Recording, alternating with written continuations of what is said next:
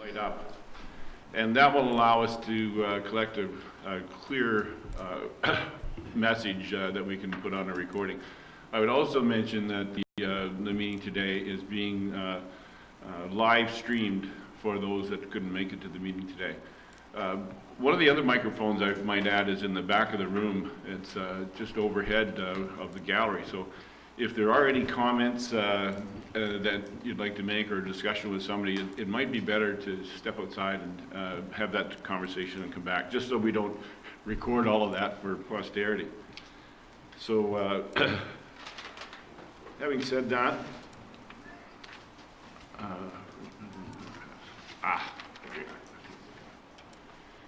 this morning there's a public meeting for one consent and for 6 minor variance applications. I'll briefly briefly summarize the procedure that we'll be using for the meeting this morning. Firstly, the Secretary-Treasurer will advise the committee as to when, how, and to whom notice of each of the hearings was circulated for the applications that are being considered. Next, the applications will be considered separately. Our planning staff will advise the purpose and effect of the applications and provide any information that is relevant.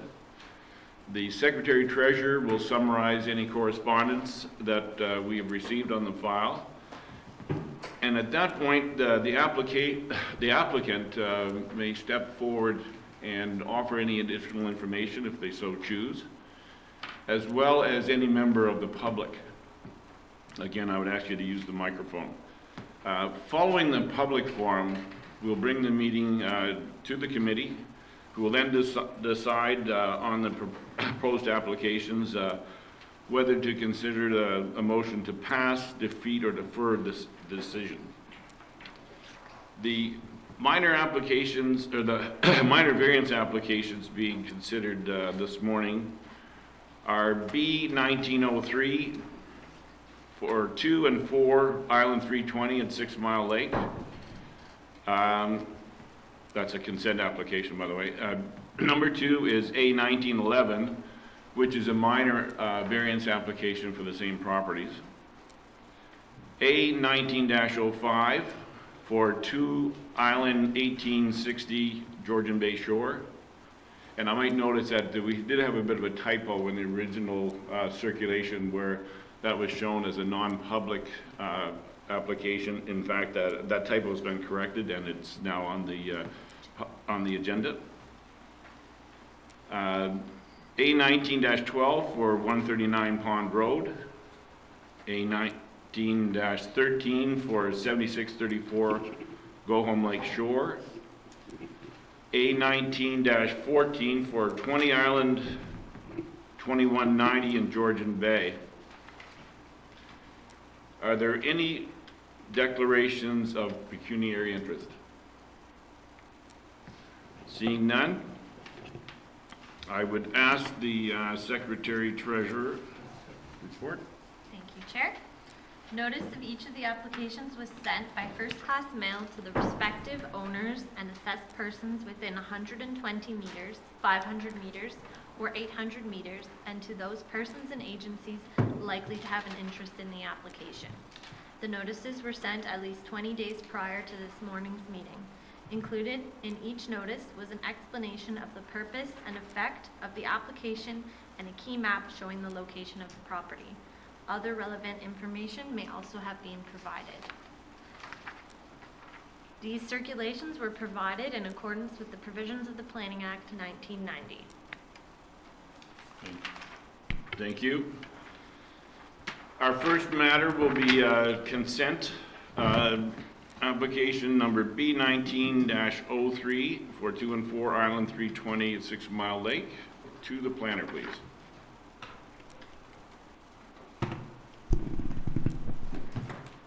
Good morning. So the consent application that we have in front of the committee today is for Mary Sagi, and the lawyer representing her is N. Allen Kuskini. So the consent application is for 2 and 4 Island 320 on 6 Mile Lake. So the application is proposing to permit a technical severance of lots that were previously separate but have since merged in title. Just to give you an overview of where the subject property is, so it is just north of Whites Falls Road on the southern portion of 6 Mile Lake, and you can see the two properties identified on the screen in black. And just an aerial view of the two properties that have since merged. So on the screen is the severance sketch. So as you can see, the retained lands is outlined in green and the severed portion is outlined in red. So the lots are within the 6 Mile Lake Inland Waterfront Community, and they're both zoned 6 Mile Lake Residential, or SR6. So the minimum lot frontage required is existing, or 120 meters per lot. So the severed portion, which is outlined in red, since they are through lots, meaning they have frontage on both sides of the property, the frontage on this side is 60.7 meters. The frontage on this side is 25 meters.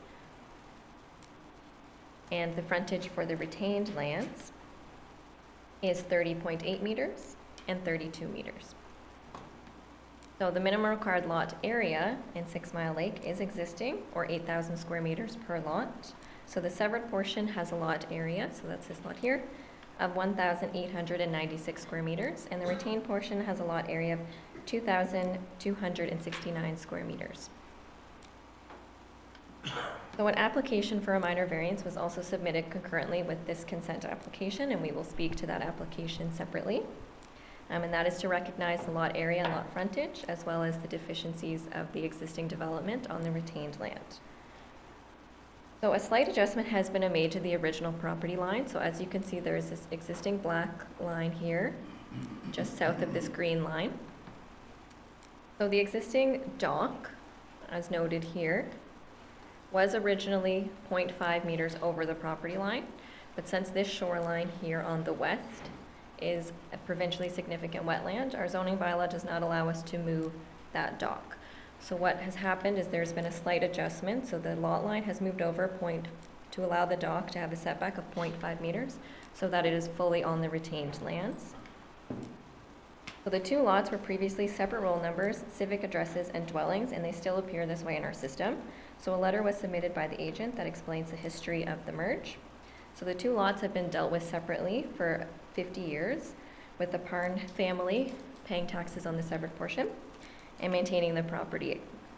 The district and township official plans permit the recreation of lots that have inadvertently merged on title. So there is the provincially significant wetland along the shoreline of the property. Since the lots are developed and are recognizing the existing development and they're not proposing the construction of any new buildings, an impact assessment was not required. The subject lands require a minimum lot area of 8,000 square meters and a lot frontage of 120 meters. So the lots do not meet these requirements, but a minor variance has been submitted concurrently with the applications. So the building department was circulated on the application and has noted that there's no approvals received through the township building department or through the Ministry of Environment for the septic systems on either property. So both systems are currently located on the retained land. So there is the privy with the holding tank located here, and then the septic tank and septic bed located here towards this existing cottage. So the building department has no information on either of the systems, but they have noted that a septic system will need to be installed on both the severed and the retained lots, or the existing systems be deemed satisfactory by the building department, or they be brought in compliance with Part 8 of the Ontario Building Code, and this has been added as a condition of provisional approval of the consent application. So staff support the recreation of the existing lots and are available if you have any questions for myself. Thank you, Dana. Is the applicant present?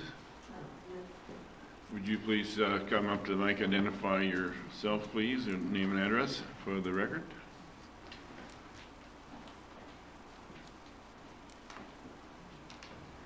Hi, I'm Marie Saggy, and obviously I'm trying to get this two lots back into two lots as opposed to one. Okay. Is there anything you'd like to add to what the planner submitted earlier? No, she did a great job summarizing everything. They were two lots for over 50 years, but when Mr. Parn died, And they didn't have any children, so they gave it to me. I got it. Oh, I didn't know it would cause a problem. Okay. And I shared it with my mother, and she wants her share to go to my cousin and her daughter to keep it in the family, but we can't do that until we get this settled. That's about it. Okay, thank you very much. You may as well just remain there for a little bit in case we have some questions about the application, the minor variance application later. Are there any members of the public who would have comment or question about this this consent application? Okay, seeing none, I will bring that application, oh, I'm sorry. Madam Secretary, has there been any correspondence? The District of Muskoka has no objections. Thank you. Now I'll bring the consent application before the committee for any questions or comments. Mr. Ferguson. I think Councillor Cooper has a... He was just pointing. Yeah. Oh, he was pointing. Don't ever go to an auction. You need some paddle. Yeah, I just have a couple of questions. First of all, it was pointed out that the lot frontage on the east and west side of this property, I'm not sure why, but you're not talking about ganging the frontage together, are you? You're just pointing out the frontages, is that correct? Yes, through you, Chair Hill, I was identifying the frontage on each side because it's got water on both sides. Thank you. And so I just wanted to clarify that. And the other thing I wanted to understand, given that you know, the frontage is significantly under what would be required for new lot creation, same would apply to the lot area. Typically, in a as I've seen before anyway, in a severance like this, a technical severance, whereby there are conditions in terms of granting the severance that there would be a limit to any further expansion. Has that been included in this document? I don't see that, so I wanted to inquire about that. Thank you. Through you, Chair Hill, no, we have not limited any further development on the property. So could you clarify as to why that wasn't considered? Thank you. Through you, Chair Hill, we were just reestablishing the existing lots, and they weren't proposing any development at this time. They just wanted to have them separately conveyable.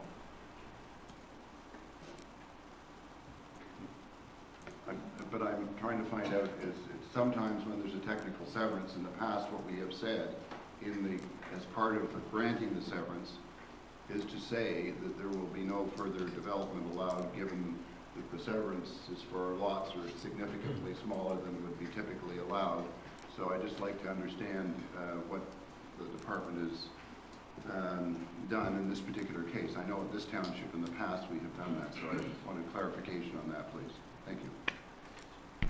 If I might answer that. I'm sorry? Jamie, you have a... Yeah, through you, Mr. Chair, with respect to this application, staff did look at whether or not we should place any other restrictions on the property, such as a condition of zoning bylaw amendment to place any further restrictions. We didn't believe it was necessary in this instance, that the provisions contained in the zoning bylaw with respect to lot coverage, maximum height, GFA, and all the other various restrictions in the zoning bylaw do provide appropriate regulations to restrict or limit future development of the lot. So that was a consideration, and staff is recommending approval of the application based on that review. Thank you, Mr. Robinson. Are there any other comments? Councillor Bochek? Nope. Member Ferguson? I think we've seen a number of these situations in our township where inadvertently lots merge and then need to be technically separated back to their original state. It's not highly unusual, and I could certainly support the technical severance. Member Demke? Sorry. No, I couldn't get out to this, but I'm fairly new here, so that's a good point that I hadn't realized on the severed fact of potentially restricting further development. So I don't have any objection to anything right now. Member Matthews? Thank you, Mr. Chair. I guess just 2 points of clarity for the planning department. You say a minimum lot now is 8,000 square meters. My old school thinking is that's roughly 2 acres, is it? Yes, that's correct. Okay, so this is, I mean, even as one lot, it's undersized according to the new standards, correct? Yeah. Okay. And the other question, I guess, but I just want clarity from the homeowner, if I may. You are planning to convey one lot to somebody else, because I'd hate for this to happen again.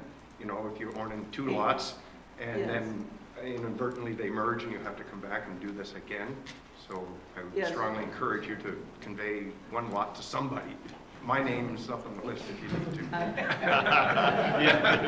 Somebody with a different name, or I'm changing my name. No, Right. this is my cousin with me, and her daughter, and that's my mother's wish when she, and that's how we got into all this. Right, okay, just, Because my mother died just 2 years ago, and we found out that's one lot, it's, when we yeah, thought it was 2. sure, it was a surprise. Thank you for that clarity. Comment, Mr. Robinson? Yeah, through you, Mr. Chair, just to Member Matthews, just to be clear, should a consent application be approved and a certificate issued, they would be able to maintain the lots in the same ownership they are now under the same name. The Planning Act doesn't allow for a merger of lots, or I use the term merger, if lots are created through a consent process or a plan of subdivision, and since there's a consent being applied for now, they would not merge in the future. It's because the original creation of the lots would have been through a reference plan before the consent provisions in the Planning Act came into place, so there wouldn't be a need to put them in separate ownerships, subject to the approval of this application. Thank you for that, Mr. Robinson. Finally, just one other point of clarification, Mr. Robinson, if I may. I noticed in previous meetings, we tend to avoid putting future restrictions on a lot of these properties and just allow the process that would require an application to go through the planning department and be scrutinized or compared to the existing zoning bylaws and official plan that's in place. Is that seem to be the way that applications are being processed going forward? Mr. Chair, that's a difficult question to answer. We consider each application based on its own merits, and there are situations where we might require a zoning bylaw amendment as a condition of provisional consent if there's certain limitations or restrictions or protections that need to be applied to a property, but we didn't believe that to be the case in this instance. We think that the existing provisions in the zoning bylaw provide appropriate regulation of development for this site. Okay, thank you. Any other further questions or comments? Seeing none, I will read the motion. Be it resolved that the Township of Georgian Bay Committee of Adjustment approves consent application B19-03 to permit a technical severance to reestablish 2 lots that were previously separate but have since merged in title for 2 and 4 Island 326 Mile Lake, subject to the following: that deeds for the severed lot are submitted to the Secretary Treasurer along with a registered copy of the survey plan, that a complete set of digital drawing files of the reference plan shall be provided to the Township of Georgian Bay, that the septic systems on the severed and retained lands comply with Part 8 of the Ontario Building Code to the existing septic systems be deemed satisfactory by the Township Building Department, and that the severed and retained lots be individually serviced. All those in favor? Motion is carried.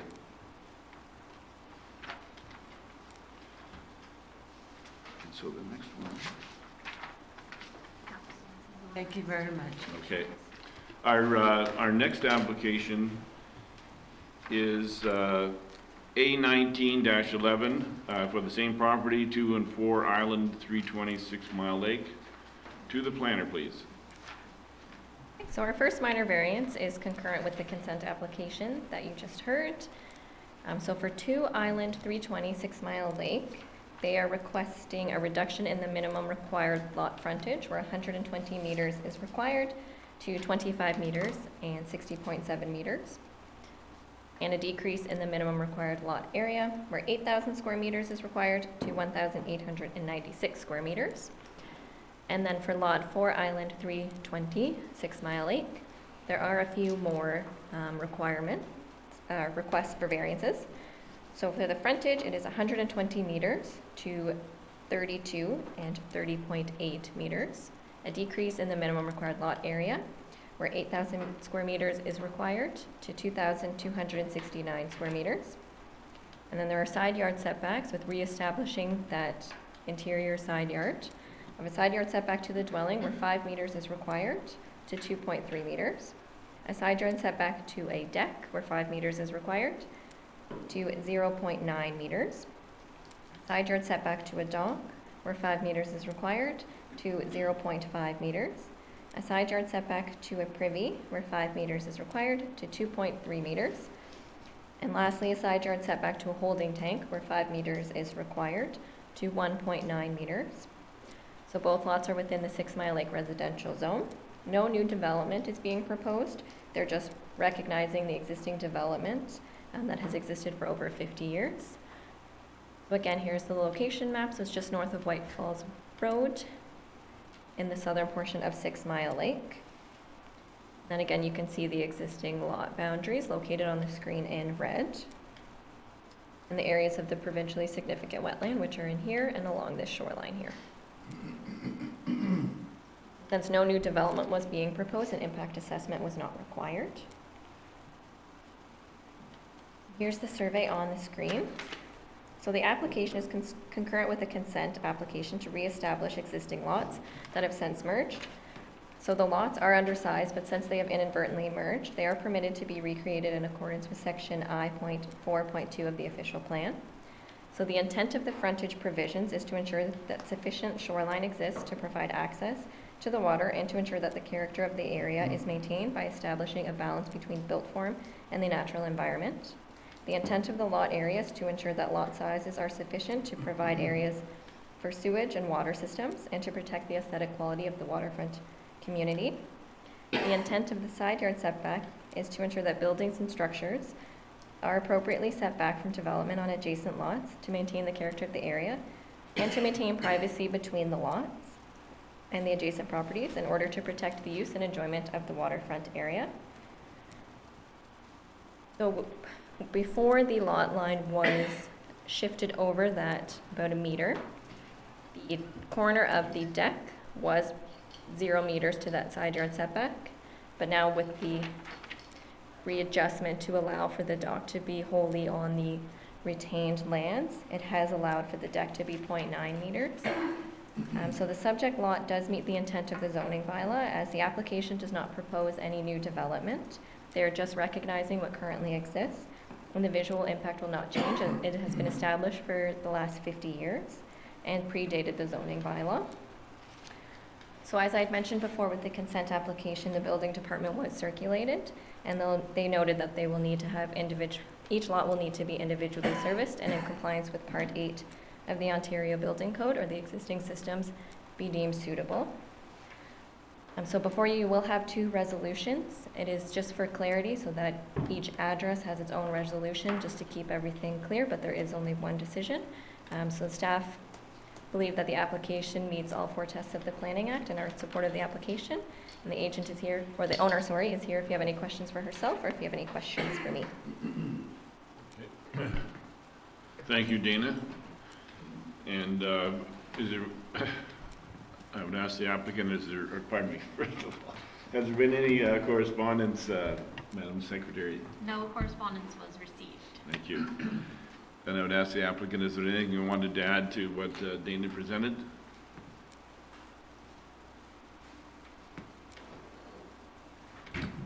No. Thank you. She's very good at Thank you. clarifying everything. Are there any members of the public who would like to comment or have questions regarding this application? Seeing none, I will bring the application before the committee. Are there any questions or comments from the committee? Member Ferguson. Well, it seems to me what we're doing here is just cleaning up a situation, both in terms of re-separating the lots and then legalizing the structure that exists. There's no new development proposed, so I certainly can support this application. Member Bocek. Question is to our planning department. Right now, the zoning tag on this is SR6. Is there going to be a change to recognize the existing developments being approved, legal non-conforming, I guess? Through you, Chair Hill, there will be no site-specific exception. They'll just have the minor variance that will be with the property to show the reduced lot area and lot frontage and the non-complying setbacks. Recognize those. Member Demke. No comments. Member Matthews. No comment. I think answered it all before. Thank you. Member Cooper. All good. Okay. Seeing none, I will bring the. I'll read the motion. We have two motions, one for each.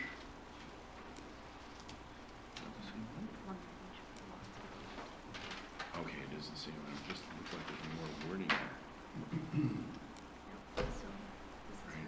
Yeah. Okay. All right, I'll read the first motion. Be it resolved that the Township of Georgian Bay Committee of Adjustment approves minor variance application A19-11 to zoning bylaw number 2014-75 for 2 Island 326 Mile Lake to permit a decrease in the minimum required lot frontage where 120 meters is required to 25 meters and 60.7 meters, and to permit a decrease in the minimum required lot area where 8,000 square meters is required to 1,864 square meters, subject to the following. That approval of this variance is granted and fixed to the subject site plan extent, location, scale, and use contemplated in the application. That a site plan control approval application be submitted and approved, and that a site plan agreement be executed detailing the proposed development and vegetation protection and areas of revegetation in the manner prescribed by the applicable policies of the Township of Georgian Bay official plan as they relate to the administration of site plan control. All those in favor? Carried. Motion is carried.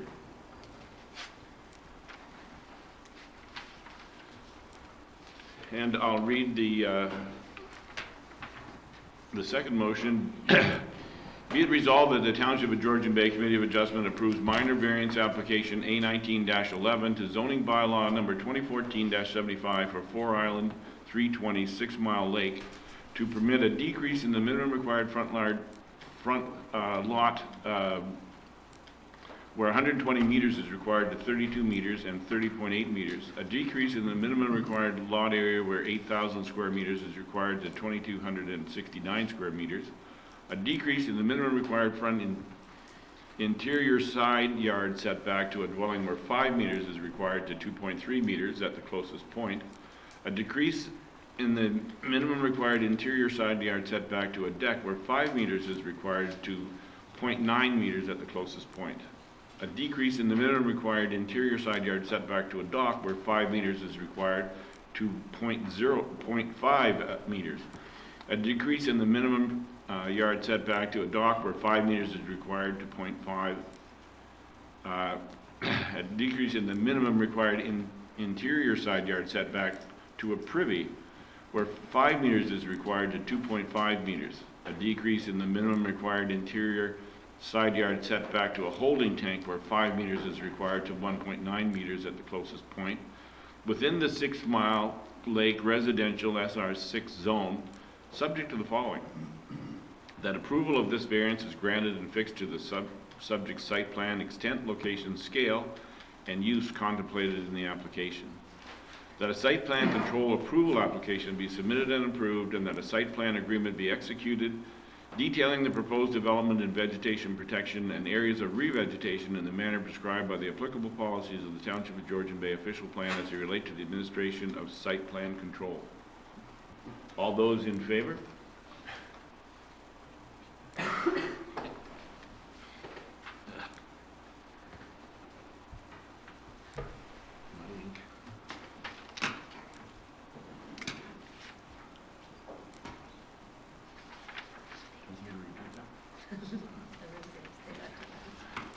Thank you. Our next application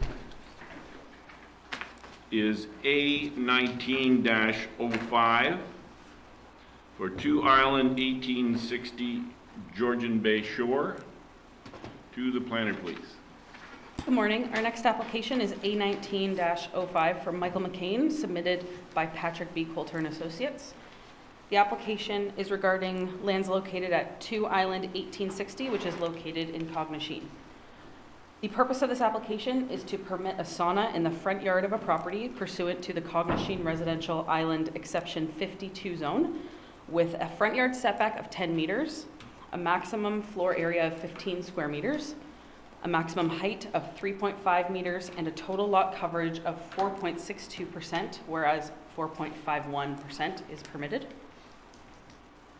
So here we have the location of the island here in Cognachine. The lands are currently designated Cognachine Coastal Waterfront Community in the official plan, and currently zoned, again, Cognachine Shoreline Residential Island Exception 52. Existing structures on the property include a dwelling, a sleeping cabin, an outdoor shower, and a dock system. And so here we have an aerial of the property. So you can see here the existing dwelling, the existing dock system. The location of the outdoor shower is here, which is the same location of the proposed sauna, as well as an existing bunkie in the north portion of the island. So here's the proposed site plan. Again, here in red is the location of the proposed sauna, which is also the same footprint. It takes up the same footprint of the existing outdoor shower that is currently there. Again, the bunkie that exists is just to the north, with the main dwelling located to the south. So here's a proposed elevation of the sauna, which is 15 square meters in total lot area. So taking you through some of the policies in the official plan, Section F.5.10.8.4, which you won't remember those numbers, but this is within the Cognachine section of the official plan, provides direction to the zoning bylaw to regulate the built form of waterfront lots. Section C of this policy states that buildings and structures located within the front 90 meters of the lot abutting the water shall be limited to 5% of lot area within the front 90 meters of the lot.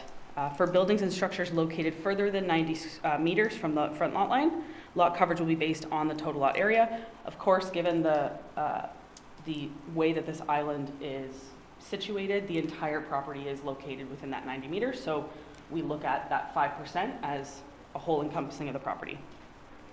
Additionally, the official plan states that shoreline structures on both sides of the water extending inland 10 meters will be limited to 15% of shoreline frontage, or 20 meters, whichever is less of those two.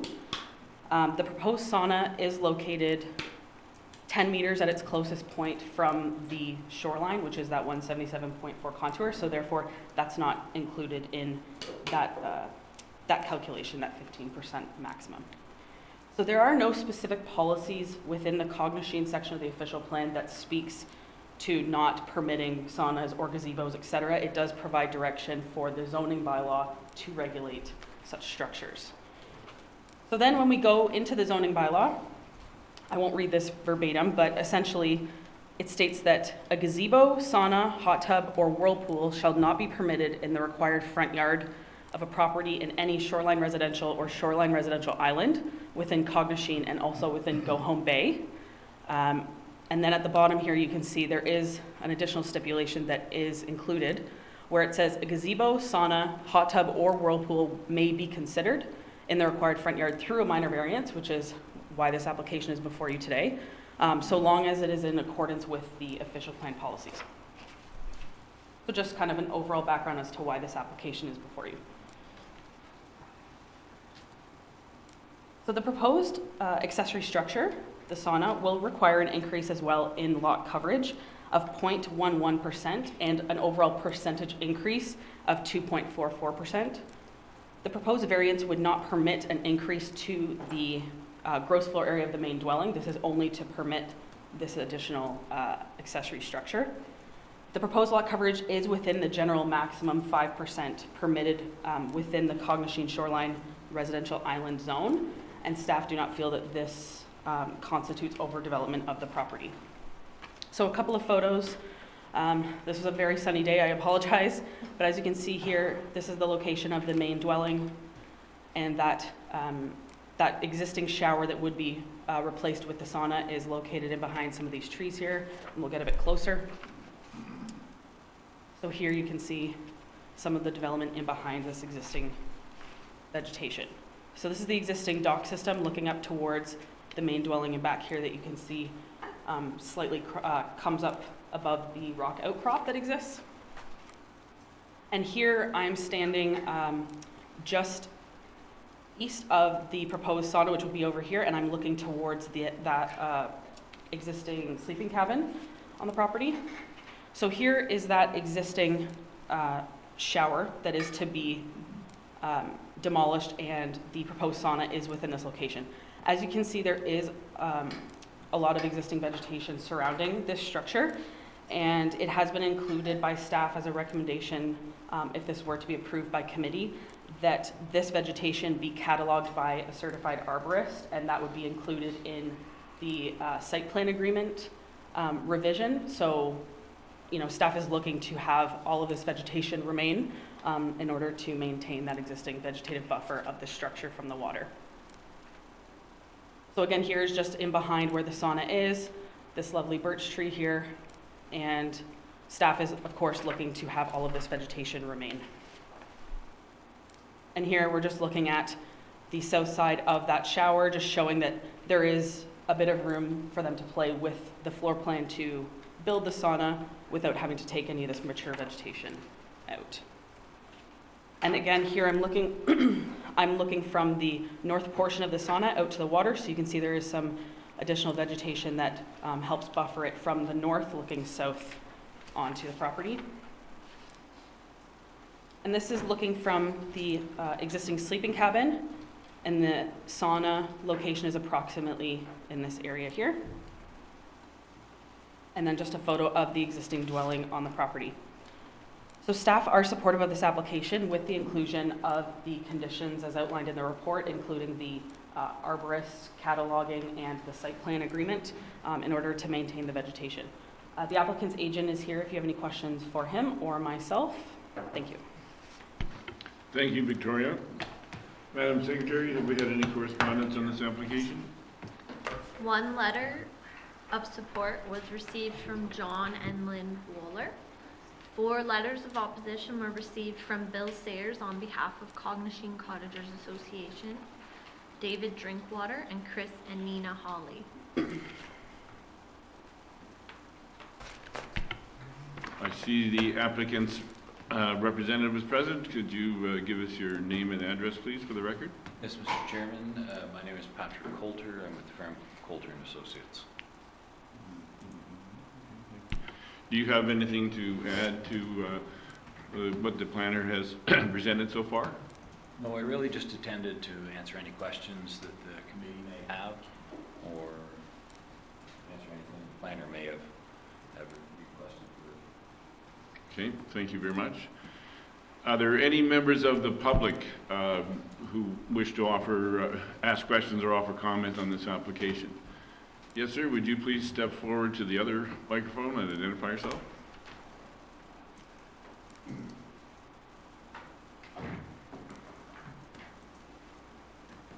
Pat Edwards, oh, I guess it's not on. Pat Edwards on Smith's Island, just to the north. I'm curious as to the existing outdoor shower. How is that tied into the septic system? Through you, Mr. Chair, I am not sure of that. The applicant may be able to answer that question.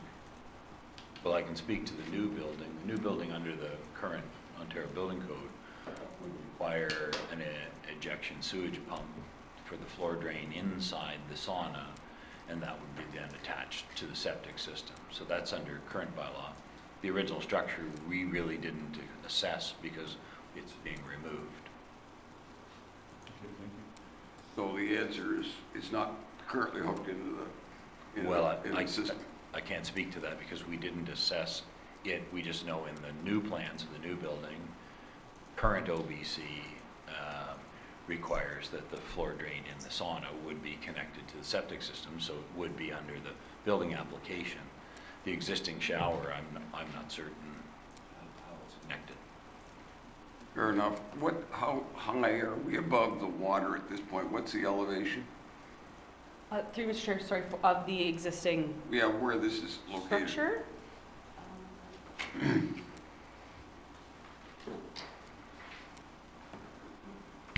Just a question, Jessica, can both microphones be on at the same time? It seems like we can't hear either. Is it all good if they're both on? Maybe they're just talking not close enough to the microphone. What's that? Okay. Thank Can't you. move it, that's the problem. Through you, Mr. Chair, just for clarification, the only contour that was required for the application and that is shown on the plans is that 177.4, which is 10 meters from. I'm unaware of the exact elevation of where the structure is currently located. I mean, that was, as everybody probably knows, this issue of outdoor showers has been one which has been ongoing, and I was just curious as to whether this one was hooked into the septic system, which it's not. And on the issue of the site plan agreement, can I ask why we are going through this nonsense?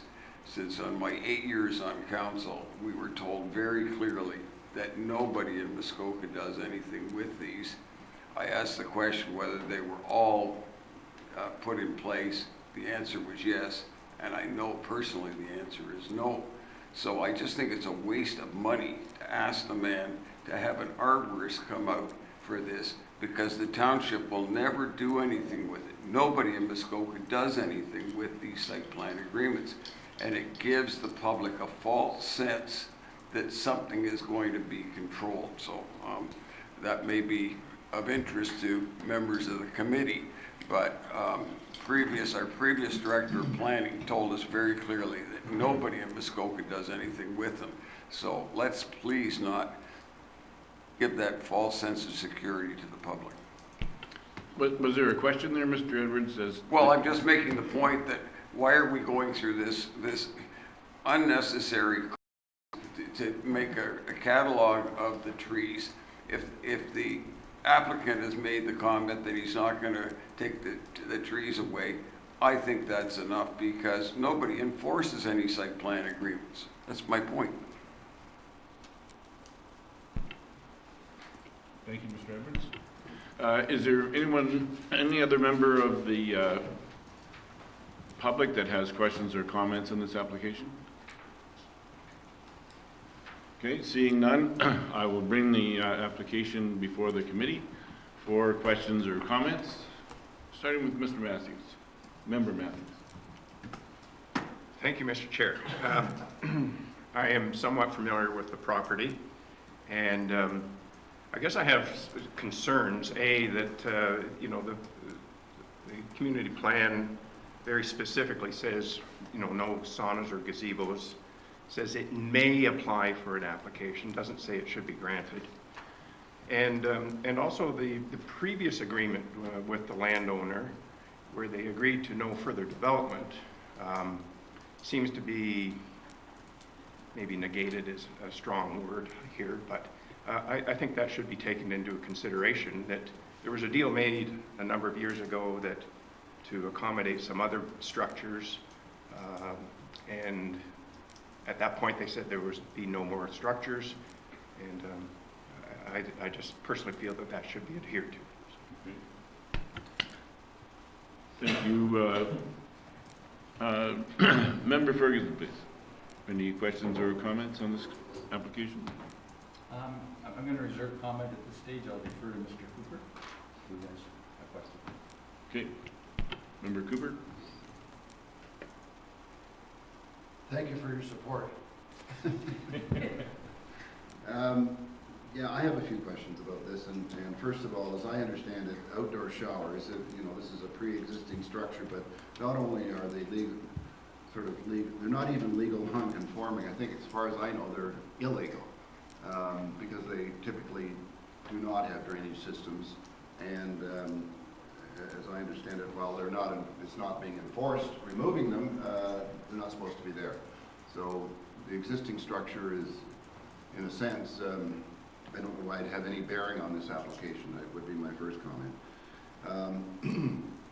Secondly, I think it's important to note that it was very specifically written in the Cognizant Community Plan that in the front yard, saunas, gazebos, and hot tubs were not to be allowed. And I recognize that you're saying that it's not in the official plan, but it is in the zoning bylaws, so it was pretty clear what the community was looking for. It doesn't say that you can't have a sauna, but it should be set back appropriately. So there's no reason they can't have a sauna, but it should at the very least be set back a certain distance. I would add that at the present time, and while it's a pre-existing structure that was modified, I think, significantly, the sleeping cabin is well within it's not properly set back in the front yard. So it's already one structure that is non-conforming. So I think that's of note. I think it's also important to note that while there's one letter of support, there were two individual letters of non-support from neighbors, and the community letter from the Cognizant Cottages Association represents about 400 members out of 600 residences in the area. So it's a pretty strong statement, and the community supports the CCA in its initiatives related to planning. So I put a lot of weight in a letter from essentially representing that number of people.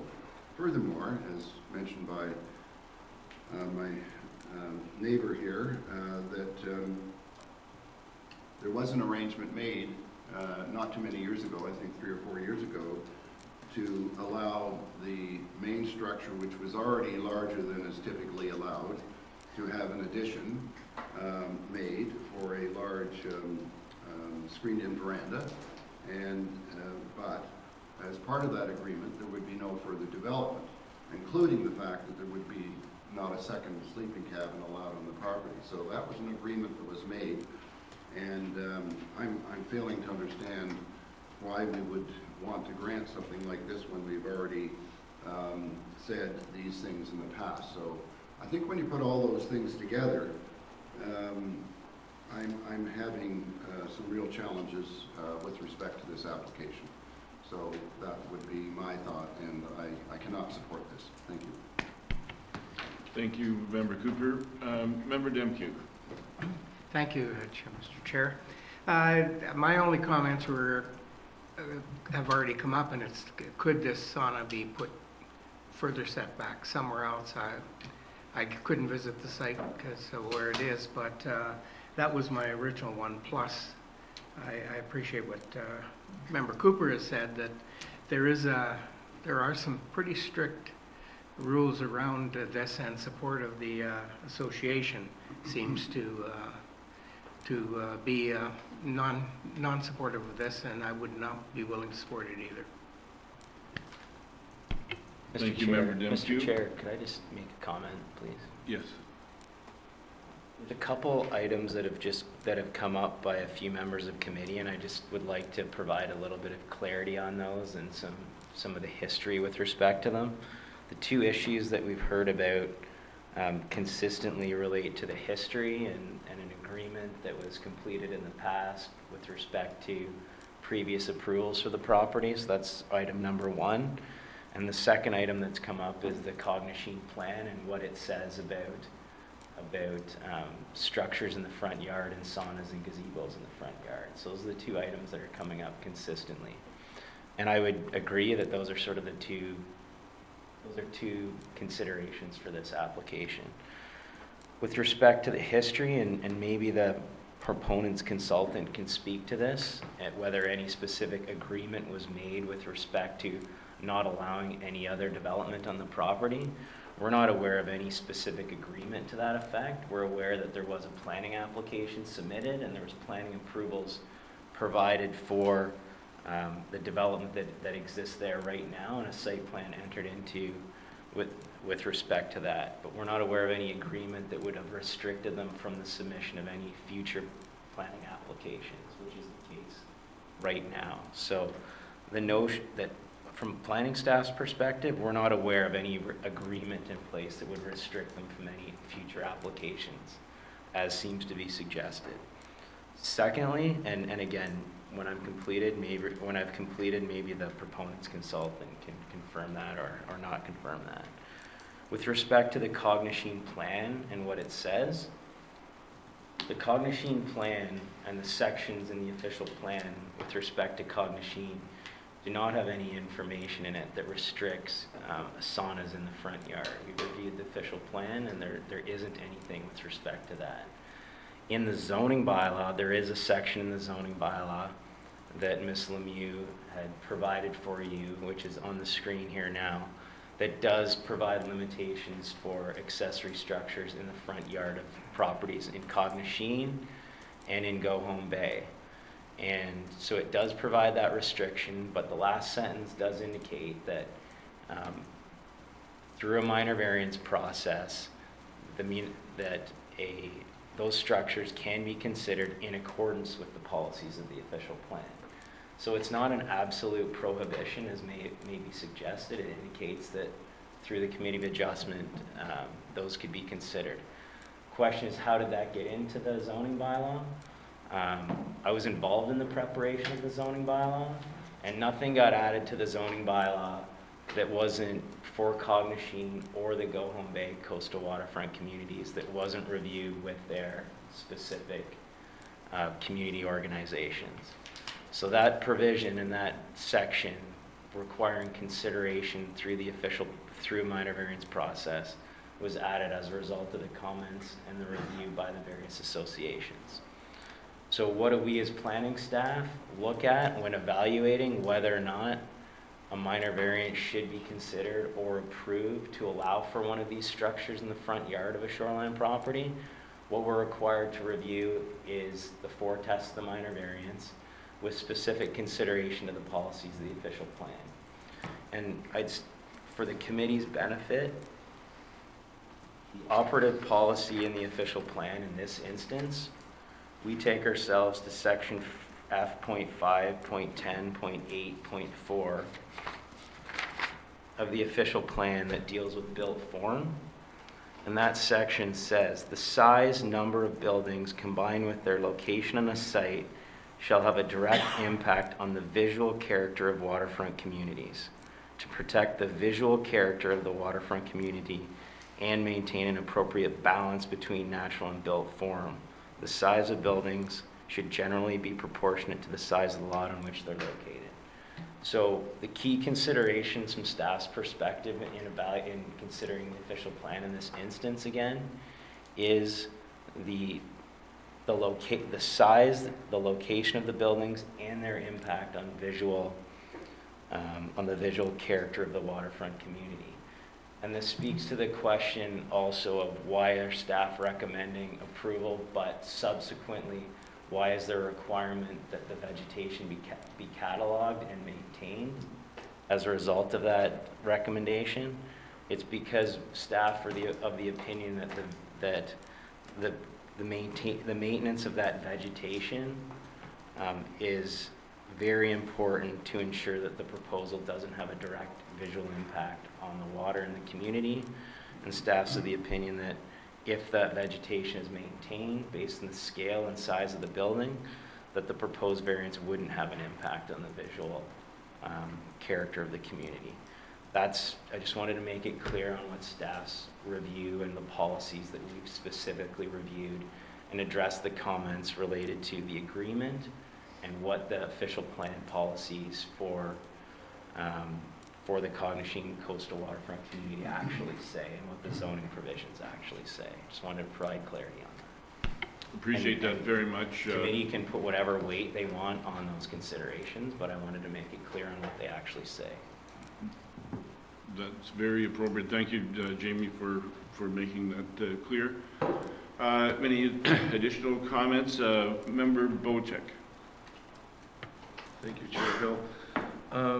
question is to the planning department. I'm having a little bit of trouble with the definition of a front yard on an island. Being that an island really doesn't have a front or backyard.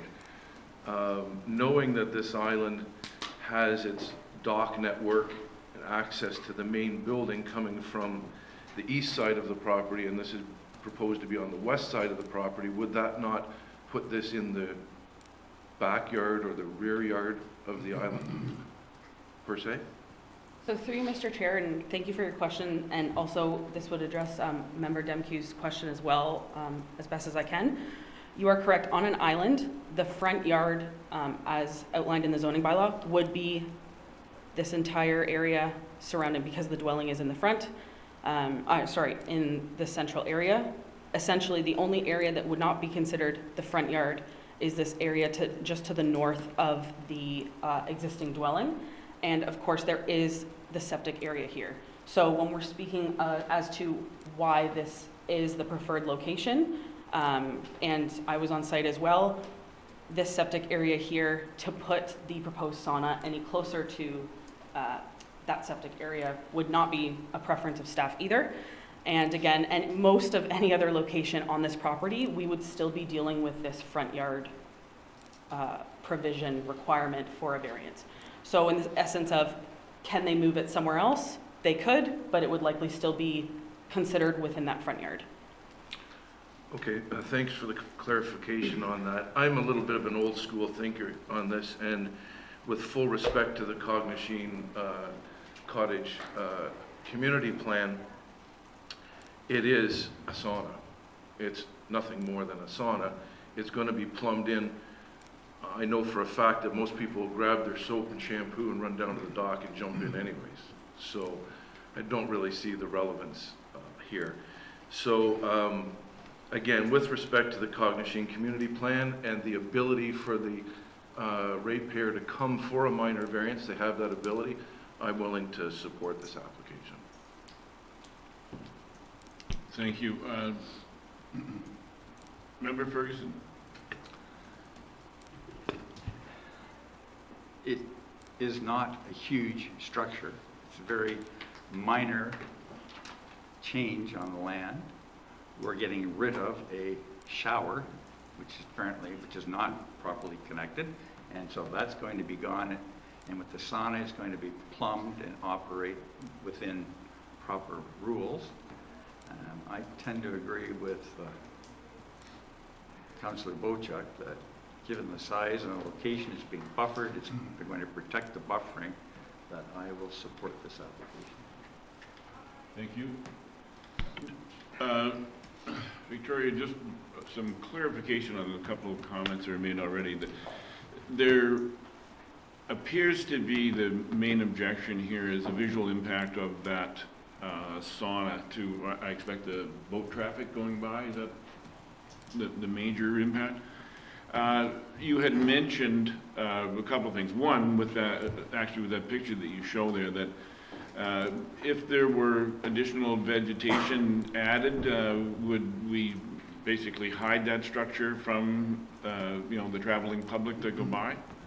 Mr. Chair, yes, as you can see, this existing vegetation that is directly surrounding the structure is here, and again, maintaining that. And again, this is in winter, so it would be a bit further grown in during the summer months where there is more boat traffic. As you can see in this photo, so this is the north looking south, so the sauna would be over here. There is a bit more of a visual opening to the water there, and that is something that staff would require if the application is approved through the update to the site plan agreement, to add vegetation there as well to ensure that there is even more additional buffering than does exist.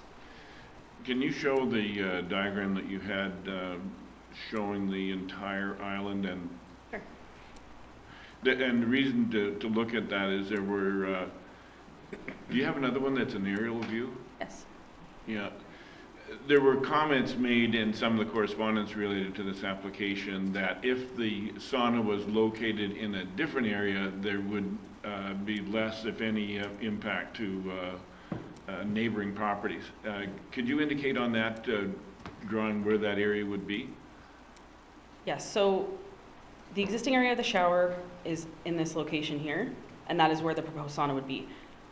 This central area, again, this is that septic area. This is the most vegetated area on the island. It is staff's opinion that if it were located anywhere else, it would be even more visually, it would be more visual, pardon me, to surrounding neighbors and boat traffic. Where is the predominant boat traffic on that? I am not a seasoned boater when it comes to, there's more local knowledge that may be able to answer that question. Okay, we'll ask some of the locals. I don't want to be a local. And I wanted to clarify a number of things about this site. You've asked a lot of questions, and I just wanted to clarify. I think, in fairness, the boat traffic is sort of, I would say, maybe 50% on the east side where these docks are. So that's the east side of the island, and there's boat traffic going that way, but there's also boat traffic going along underneath the bottom side of this island as well, which would be the south side, looking at the bottom of this picture. So there's traffic going that way. But what I wanted to point out were a few things in terms of just neighbors and all those kinds of things. And having been on this island a few times and to neighboring cottages, immediate neighbors that you heard from. So essentially a few things. Unlike what we see in so many areas where the docks are at the front of your cottage, in this particular case, I would suggest to you that the docks are actually in the rear yard of this particular island, where people spend, excuse me, most of their time in terms of being outside on this island. We go to the survey as opposed to this, I can sort of identify that. So first of all, the structure that was referenced that was added in recent years is on the west side of this building, this main structure. So that's something we saw in the picture, and so that's that sort of bump out that you see in the middle of the cottage. That's looking to the west. That's where sunset would be.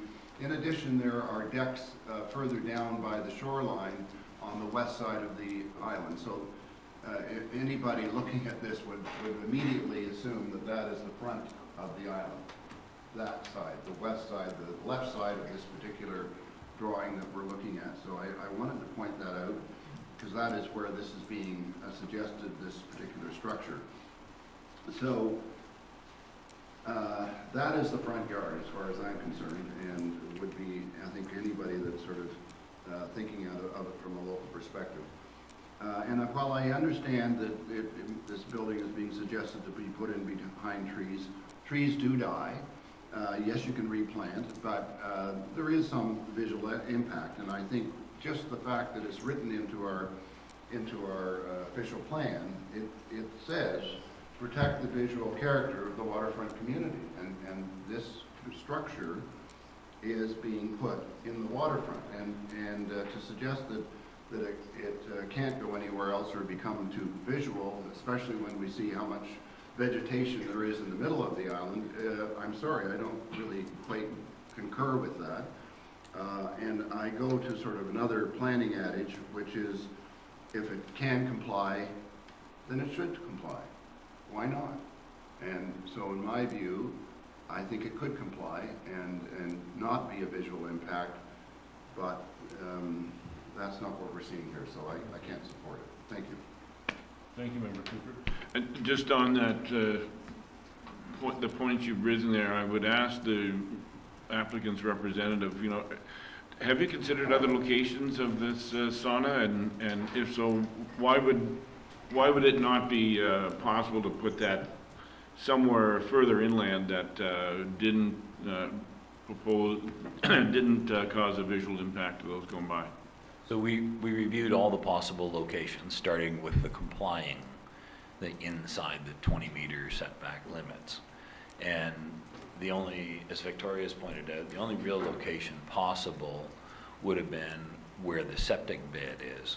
So we have the restrictions relative to the septic bed and its clearances. It would be simpler for us for the connection of the floor drain, obviously, to put it in the septic bed area. But that's a well-treed area, so that would result in us removing quite a number of trees for access for the building.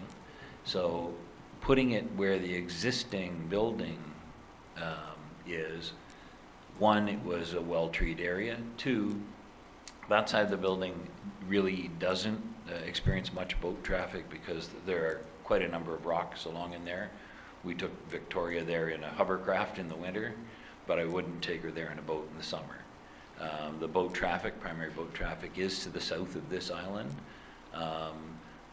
When we speak of front door, the front door does face east on this property, and so the path up from the dock does take you to the primary entrance. There's a large entertaining space on the eastern side of the building, as well as the fact that, yes, there is this screened-in porch to the other side. The screened-in porch, by the way, used to be, the original porch that was built on the original building covered half of that area, and the patio already existed. The roof just got extended to cover the balance of the patio. But even the knee walls that are there on that screened-in porch were all existing. None of that was new to the site. So to me, if I'm picking, I'd rather be rid of the old shower building. We're not building a building that's any taller wall-wise than that. We're complementary in colors to the existing cottage. We put a cedar roof on it so it grays out in the trees like all the other structures on the property. So I think the visual impact is the smallest if we go to that location because there's an existing structure there. So anyone that has passed by there is used to, if you look carefully through the trees in the summertime, you can see a little bit of the wall. But the roof's not going to impact this because it'll gray out like the primary roof on the building. And by the way, I do represent 7 other island and landowners in the adjoining area. They all happen to be Michael McCain, by the way, but all of them would support this application, so. I don't know whether that considered one vote or 7. They're all separate titles. Oh, okay. Member Bochuk. I will concur with the applicant's representative. I know that the main boating channel, when you come in from Bidewee Channel and heading up to Hell's Gate, is on the dock side of that island. To go behind that island, there's shoals, there's rocks. It's not a very navigable waterway on the side that this is proposed. So the majority of the boat traffic is on the, what I call the front yard, where the boat dock is and the walkway up to the front door of the house. This is what I feel to be positioned as close to the backyard as possible. So again, I'll reiterate, I do support this because I think it's the right location for this application. Thank you, Member Bochek. Any other questions or comments? Member Matthews. Thank you, Mr. Hill. I guess I'd just like to clarify slightly the boat traffic. If you go to the location map, it probably shows it a little bit better because it shows the islands. You look directly west from there, that's the main boat channel coming in from Midland, Penetang, up the Muskoka River. So if you want to come into McCrae's Lake or the Bone Island, you have to go right past that island. You're coming due east into it and around the south end of it. I agree, the north end of it is a little bit hazardous. I'd be happy to take you there, Victoria, but there's a few years of experience there too. But clearly to the west, boat traffic will be looking at that island and the structure would be visible. And as I say, there's a fair bit of traffic that comes from the west, heading east, going into Palisades Bay, back into McCrae's Lake, the backside of Bone Island. And that's one of the main routes that they travel on. So just for your own point of clarity. Member Cooper. Yeah, just a couple of other points. One I neglected to mention, and that is that 2 of the letters from neighbors, if you look here or you look at more zoomed in, you can see them. They're so close. Whereas the adjacency on the east side, in other words, the right-hand side of what we're looking at, is a significant distance between this cottage and other cottages in the area. So the most immediate neighbors are to the northwest and the west.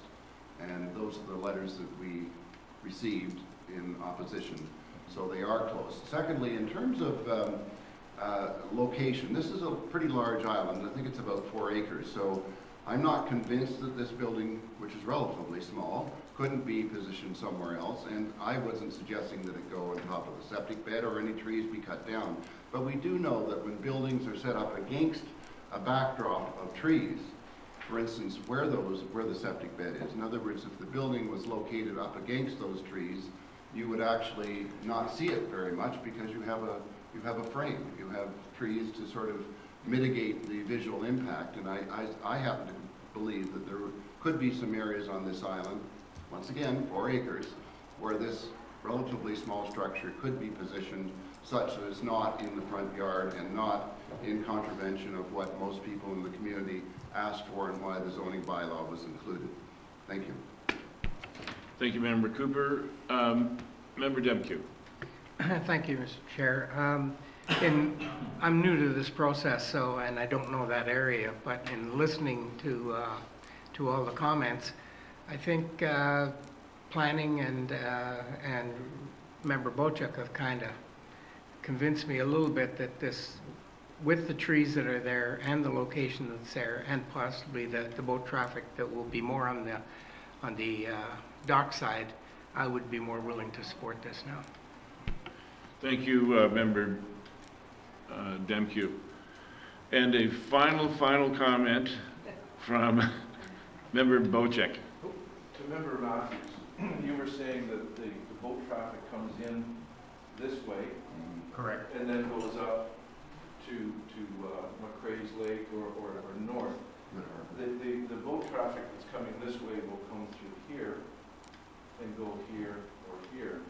The boat traffic will not come in and go around here and up. And this is the proposed location here.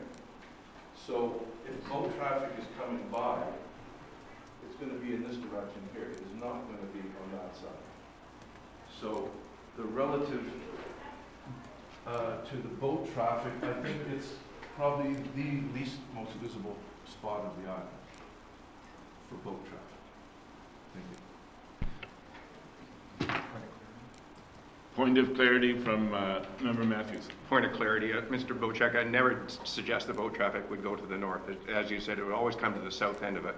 But it is a long visual view of that island, and the proposed location, I feel, will be visible by the multiple of boat traffic that is heading to the east. Okay, thank you very much for all of those questions and comments, and also thank you for your patience for those people who've been sitting in the audience waiting. It's important that we get all this information out. I'd like to thank the representative of the applicant for his input. I think we have covered this application in detail. I'm very happy that we have all that information, and thank you, Mr. Robinson, for your input as well. I think we're ready to read the motion.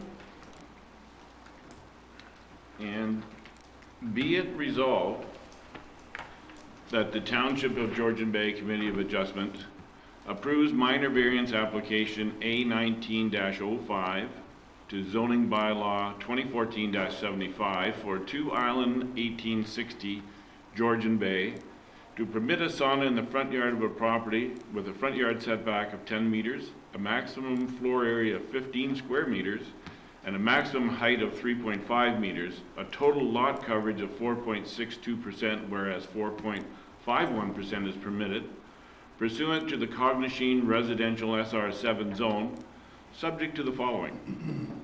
A, that approval of this variance is granted and fixed to the subject site plan, extent, location, scale, and use contemplated in the application. B, that photographs of the existing shoreline area and vegetation be submitted to the township. C, that a revision to the existing site plan agreement on the subject lands be submitted and approved to the satisfaction of the township prior to the issuance of any building permits. D, that the existing vegetation in the area of the proposed development be cataloged by a certified arborist and a report be submitted to the satisfaction of the township. This catalog and report is to be included in the revision to the site plan agreement to ensure that the existing vegetation will be maintained and/or replaced where required, and that approval of this variance expires 3 years from the date of decision if building permits have not been issued for the approved structure. All those in favor? The motion is carried. Thank you very much for that. Our next application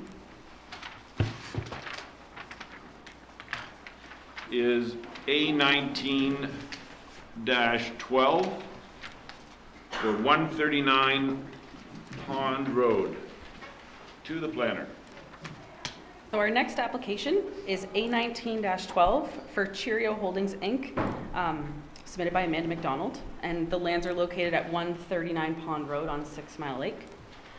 So the purpose of this application is to permit an addition to an existing dwelling and it's worded as an expansion to the existing septic system. However, it is just a replacement of the septic system pursuant to the 6 Mile Lake residential SR6 zone with a maximum dwelling width of 48.4%, where 25% is permitted, a maximum lot coverage of 8.5%, where 8% is permitted, and a minimum setback to a septic system of 13.5 meters, which is existing, where 30 meters is required.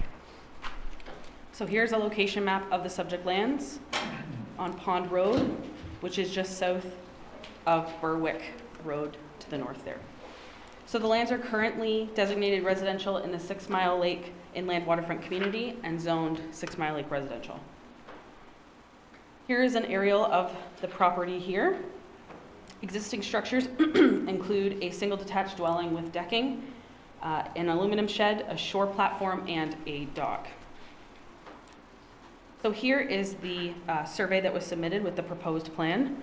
As you can see here, the existing frontage of the subject land is approximately 30.5 meters, which is quite a narrow frontage within the 6 Mile Lake community. So here is the location of the proposed addition. It is important to note here that the existing dwelling is located 34 meters back from the water, so it is well situated beyond that 20-meter required setback. And again, this septic area that is shown on the survey is what is existing. There is no additional fixtures that are going to be proposed as part of this addition, in the sense of there's no expansion to the septic system. It's a matter of the septic system needs to be replaced.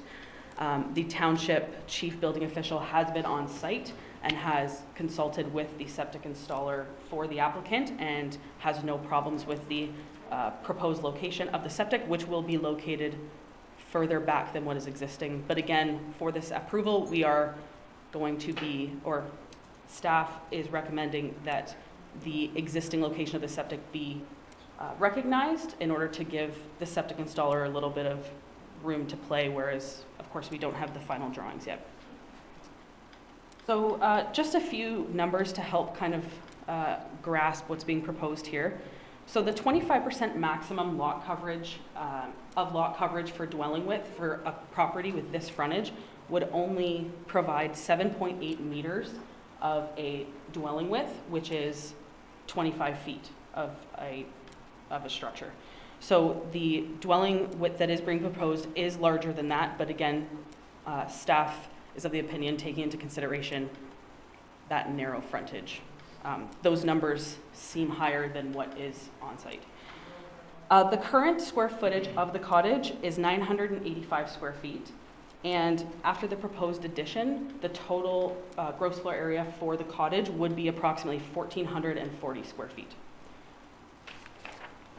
So here we have some photos of the subject land. So this is looking down towards the property. As you can see, the small roof area here, a very large rock outcrop. And if any of you visited the site, it's kind of a ski hill down. Luckily, we didn't have to go in the winter. So here we have the driveway down down the rock outcrop here, the existing dwelling. And so this area here would be where the proposed expansion is located. Here's the rear of the dwelling. So again, you can see that rock outcrop. It is a very, very steep slope. So in the sense of allowing the applicants to expand to the back, staff agrees that this is not the most suitable location. This is a view of the neighboring property to the north. And again, just another view of where the proposed expansion would be. Here's that existing septic area, looking out towards the water, and the existing dock area. And then here we're looking from the edge of the dock towards that existing dwelling. So again, you can see there's quite a ways to the development and the existing vegetation, pardon me.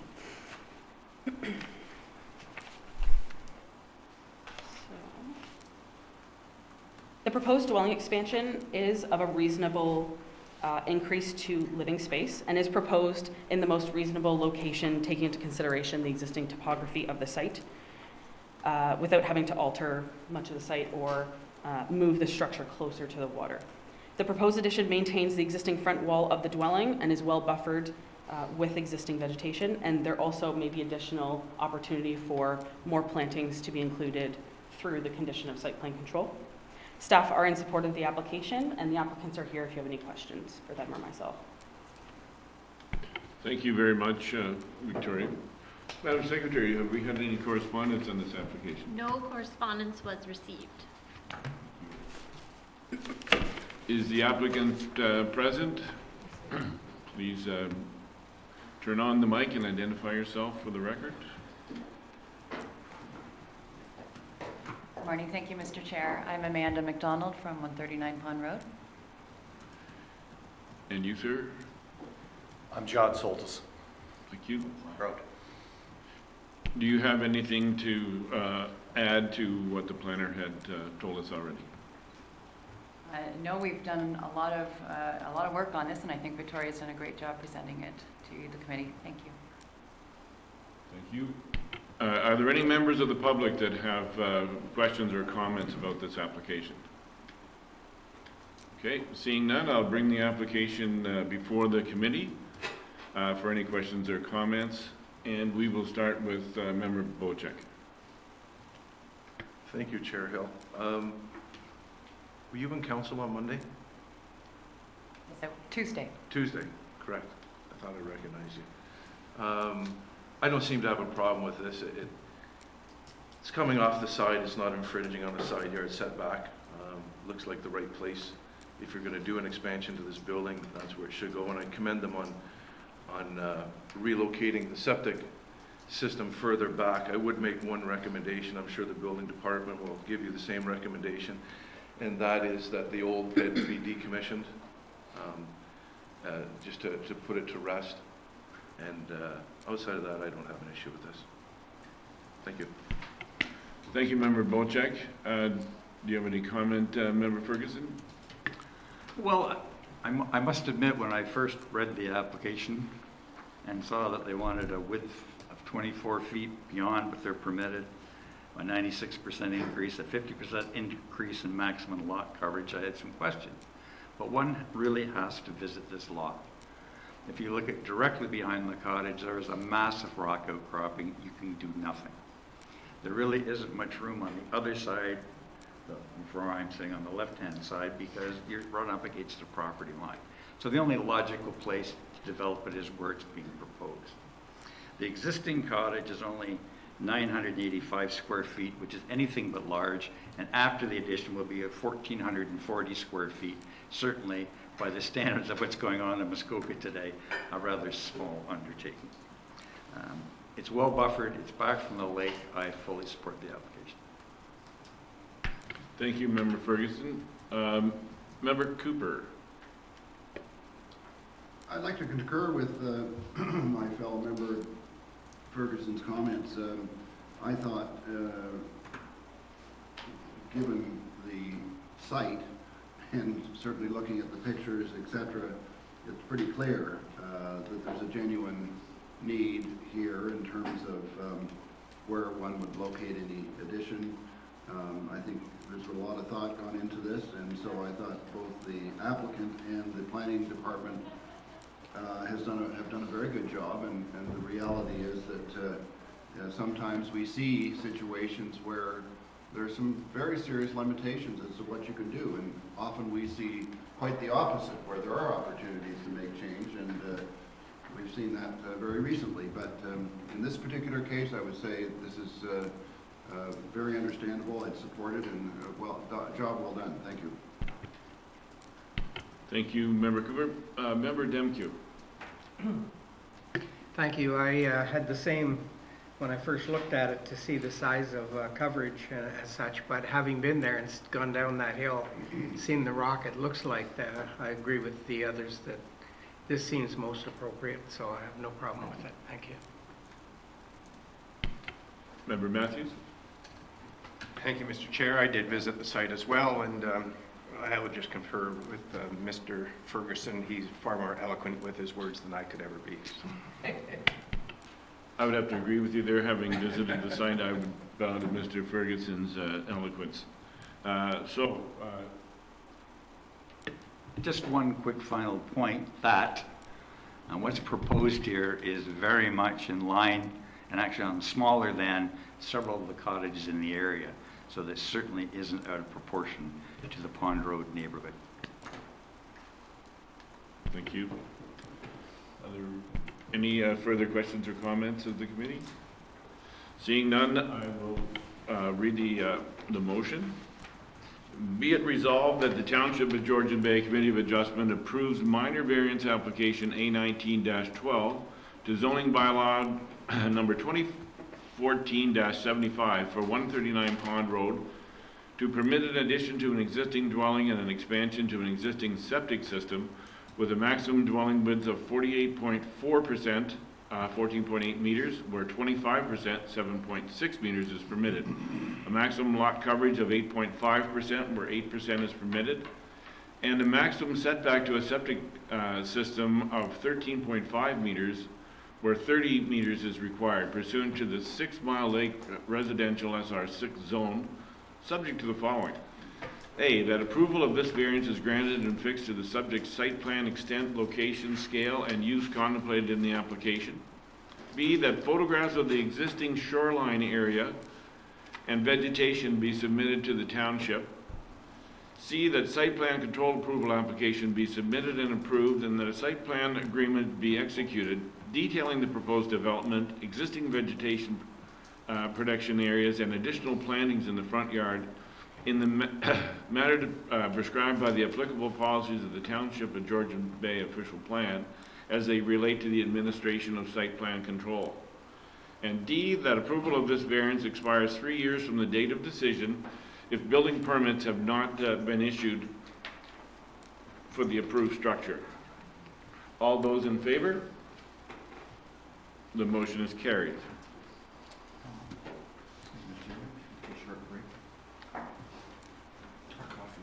Okay.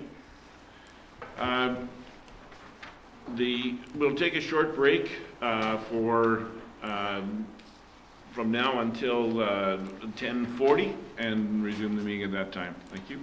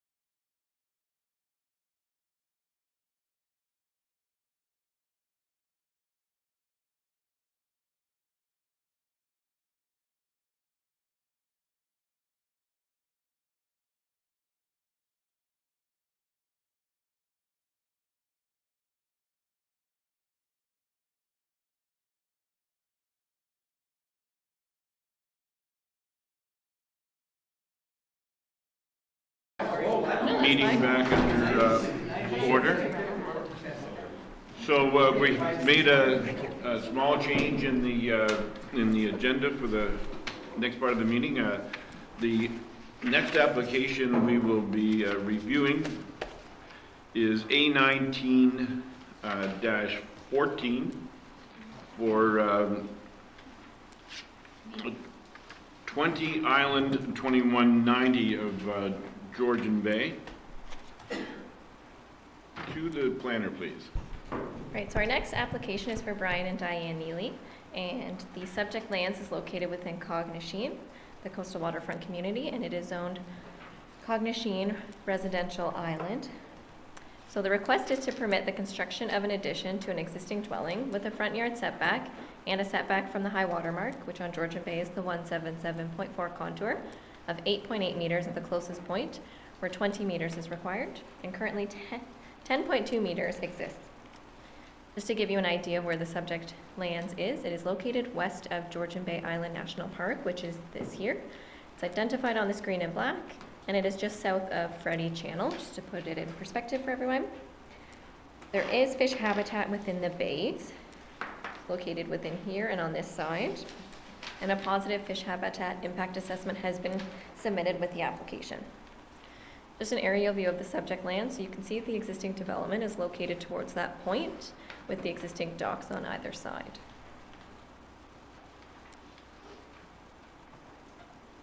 So here's the entire subject land. So they have 2.6 acres or 10,408.5 square meters of lot area and a lot frontage, which is measured from the greatest point of 102.8 meters. And as you can see, the existing development. Just to give you a better view of where the proposed addition is going. So you can see the existing cottage, which is a pan-abode cottage. There's this existing deck that wraps around the entire cottage, and they're proposing a sunroom on the existing deck. The deck will be removed, and the sunroom will go there, and it is 8.8 meters at the closest point to the high water mark, and the closest point currently is 10.2 meters. And no vegetation will need to be removed in order to put the sunroom in this location.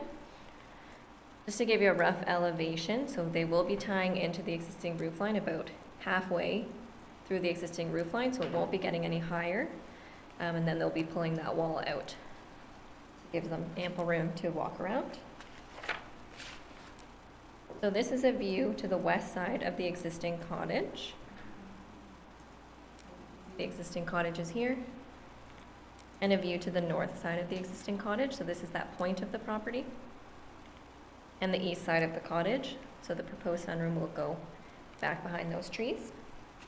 And another view, and this is the proposed location of that addition or sunroom, which will be located here.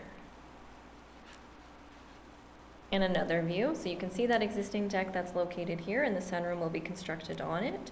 And the roof line will be about halfway between that existing roof line and then brought out. So this is standing on the northeast side of the property, looking east, so towards Georgian Bay Islands, and the northeast side looking north. So this is that location of the addition. So this deck will be removed. As you can see, it's an older deck. They'll be removing that in order to put the addition on in this location. This is just a view of the front of the cottage. So the sunroom will be around that left-hand side. Another view of that north point of the cottage. And this is standing at that addition looking east. And then just another view from that addition looking east. So the intent of the front yard setback is to ensure buildings are appropriately set back from the water and to protect the aesthetic quality of the waterfront community. A positive fish habitat impact assessment was submitted with the application, outlining construction mitigations for temporary impacts and long-term impacts. So temporary impacts can be mitigated with best management practices, and no long-term impacts are anticipated. Mitigation measures are to be implemented via site plan control, and no vegetation is required to be removed for the construction of the addition. The maximum gross floor area for the subject lands is 205.6 square meters, and in totality with the addition, they're proposing 183.4 square meters, and they still comply with the width and height provisions of the zoning bylaw and official plan. The application can be deemed as minor as the aesthetic quality of the waterfront community will not negatively be impacted. The visual impact will be mitigated by the existing vegetation between the development and the shoreline. The staff believe the application meets all 4 tests of the Planning Act and support the application as submitted. If you have any questions for myself, I'm available to answer, and the owner is present as well. Thank you, Dana. Have we received any correspondence on this application? Yes, 5 letters of support were received from Bill Hutchison, Andrew and Mary Wilson, Gord and Leanne Cutler, Bill Sayers on behalf of the Cognasheen Cottagers Association, and Robert Baines. Thank you very much. Is the applicant present? Please identify yourself at the microphone. Good morning, Brian Neely. Brian, and do you have any further comment in addition to what Dana has presented? No, I do not.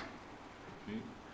Are there any members of the public that have any questions or comments about this application? Seeing none, I'll bring the application before the committee. Any questions or comments, starting with Councillor Bocek? No comments at this time. Okay. Thank you. Any questions or comments from Member Ferguson? None. Okay. Questions or comments from Member Cooper? Yeah, I just think we have quite a good-sized lot here, and there are limitations in terms of where the main structure is located in a fairly narrow part of the property, and understand that because of those limitations, there would need to be some relief provided to the applicant, and frankly, it looks like it's sort of the structure, that the addition to the structure is more or less where there's a deck there already.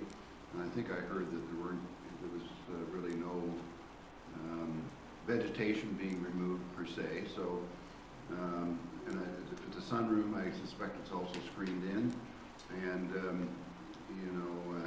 it's nice to be able to be out at the cottage and have a screened-in area so that you don't get eaten alive, especially at sunrise and sunset. So, I fully understand why somebody would want something like this, and I think this is an example of where relief is needed, and in that particular case, I think it's a very good report, and I think that it's justifiable. Thank you. Thank you, Member Cooper. Member Demke. I'm fully in support of this. Good job.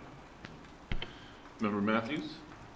Thank you, Mr. Chair. Again, I'm familiar with this property. I think the Neelys have done an excellent job of designing the cottage to fit the shape of the lot.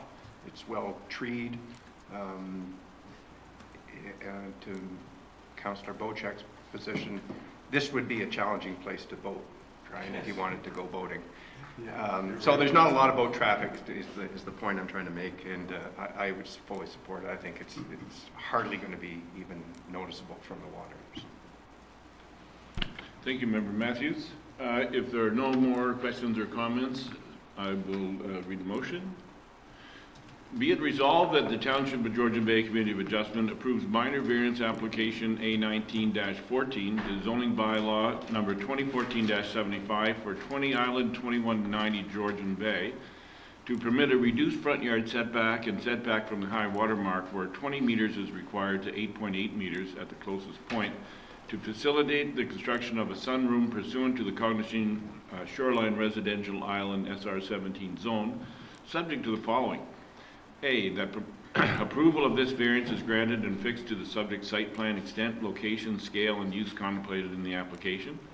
B, that a site plan control approval application is submitted and approved, and that a site plan agreement be executed detailing the proposed development and vegetation protection areas, including development mitigation measures as they relate to the Environmental Consultants, Inc. August 29 Environmental Impact Study, in the manner prescribed by the applicable policies of the Township of Georgian Bay official plan as they relate to the administration of site plan control, and that approval of this variance expires 3 years from the date of decision if building permits have not been issued for the approved structure.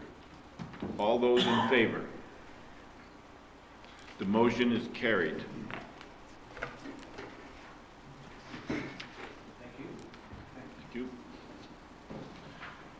Our, oh, okay. So we're doing this one next. Our next application is A19-13 for 7634 Go Home Lake Shore. To the planner, please. So our next application is A19-13 for Andrew and Lauren Forsyth, submitted by Flow Drawings, for the lands located at 7634 Go Home Lake Shore, which is on Go Home Lake. The purpose of this application is to permit an addition to an existing dwelling pursuant to the Shoreline Residential Type 1 zone, which will allow an expansion to a dwelling and deck into the required front yard, a front yard setback to a dwelling of 15.7 meters where 20 meters is required, and a front yard setback to a deck of 10.4 meters where 16 meters is required. So here is a map of the location of the property, as you can see here in the center, and it is located within Keyhole Bay on Go Home Lake. So here we have an aerial of the property here. Existing structures on the property include a single detached dwelling with decking, a sleeping cabin, a shed, and a dock. The dwelling is currently located 16.8 meters from the water, which therefore makes it a legal non-complying structure.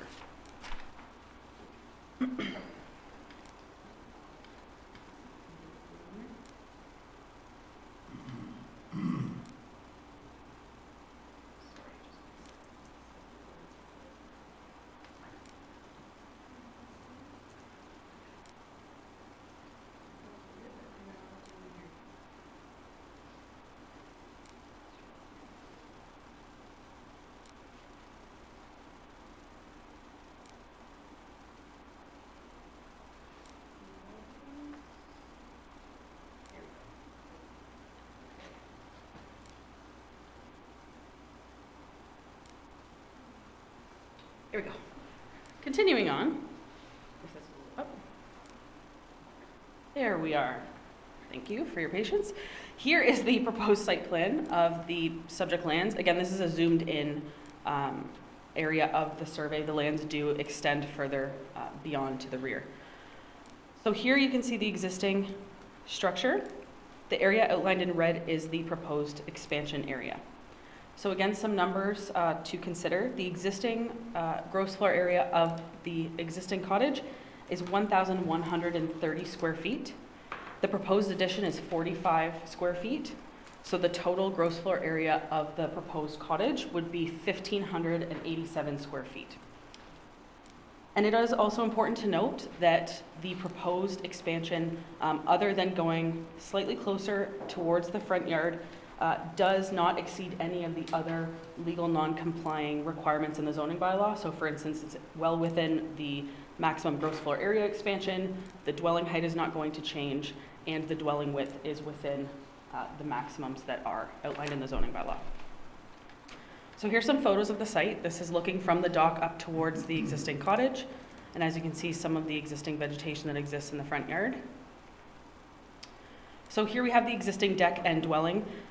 This stake here at the bottom, of course, they didn't want to spray paint their existing deck at this time. So this stake essentially shows that 4 feet that is proposed to be being pushed out towards the water. Here is looking from that same location out towards the water. There are some existing large mature trees in front. So again here, the stake here at the bottom, this is that 4 feet that's going to be punched out towards, or is proposed to be pushed out further towards the water, with the rest of the expansion located here to the side of the dwelling. And here's that back corner stake of where the proposed addition is going to be. And here we are looking at the north side of the cottage. So again, the majority of the expansion is going to be happening back here on the side of the house, with some push forward of the front wall. Here's the existing septic, and again, showing on the survey, as you can see, the septic area is located here. So the proposed expansion to the side is essentially the maximum that they would be able to go towards the septic. That's why there is that proposed area a bit on the front to make the floor plan work better, because further expansion closer to the septic, of course, is not something that staff would have been in support of. Here's another view looking at the existing vegetation in front of the cottage and the proposed area. This is looking to the rear of the cottage, so you can see, again, quite a large rock outcrop with an existing sleeping cabin that's located to the rear of the cottage. So staff are in support of the proposed expansion. The proposed location makes sense to staff in the sense of the existing topography of the site as well as the location of the septic. And we are in full support of the application. If you have any questions, the applicant's agent is here, or for myself. Thank you. Thank you very much, Victoria. Have we received any correspondence on this application? 3 letters of support were received from Al and Carol Meisner, Doug Fisher, and Chris Damp. Is the applicant present? Please identify yourself for the record. My name is Victoria with Flow Drawings and Design. I'm the applicant for Laurie and Andrew, and I'm also the designer. And your last name, Victoria? Hoffman. Hoffman? Thank you. Okay. Is there anything that you'd like to add to the planner's comments? No, but Victoria Lemieux did a good job covering things. It just kind of comes down to the topography, and the corners of the cottage that we would like to use are already kind of within the road shore, so we're just trying to make use of the space as best as possible to keep it complying, and the septic was a concern as well. Thank you very much. Are there any members of the public that would have questions or comments for this application?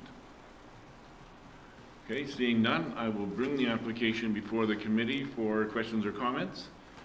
And we'll begin with member Demkew.